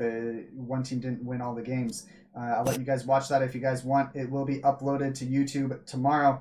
But we'll take a look at some of the post-game stats, and you can go ahead and talk about the highlights of that game for you. Yeah, the highlights of the game definitely was just how many times each players have just pushed this where all these walls are. There's a couple of trees at the back near Kaister and Callen's base, where they sort of held out there twice in a row and somehow won a battle when they only had sort of Yumis against a massive hussars because of the great positioning. And really, I think it came down to GUA not having Unction in his deck, which was the problem, actually, I think, and as well as Soldier's deck being pretty shocking for a 2v2 deck, just missing out. And I think it just shows that these players aren't team players.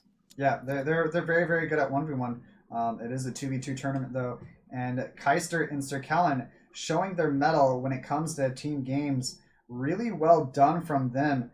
That's crazy. They beat GUA and Soldier 3-0. Well done from them. I was not expecting a 3-0 from that for Kaister and SirCallen. So I will let me look at the brackets real quick for you guys, and I will tell you the semifinals matches that are going to be coming out. It is here. Okay, one second. It is going to be in, hang on one sec, let's take a look at it. You guys can click it below the channel too. It is going to be, all right, one sec.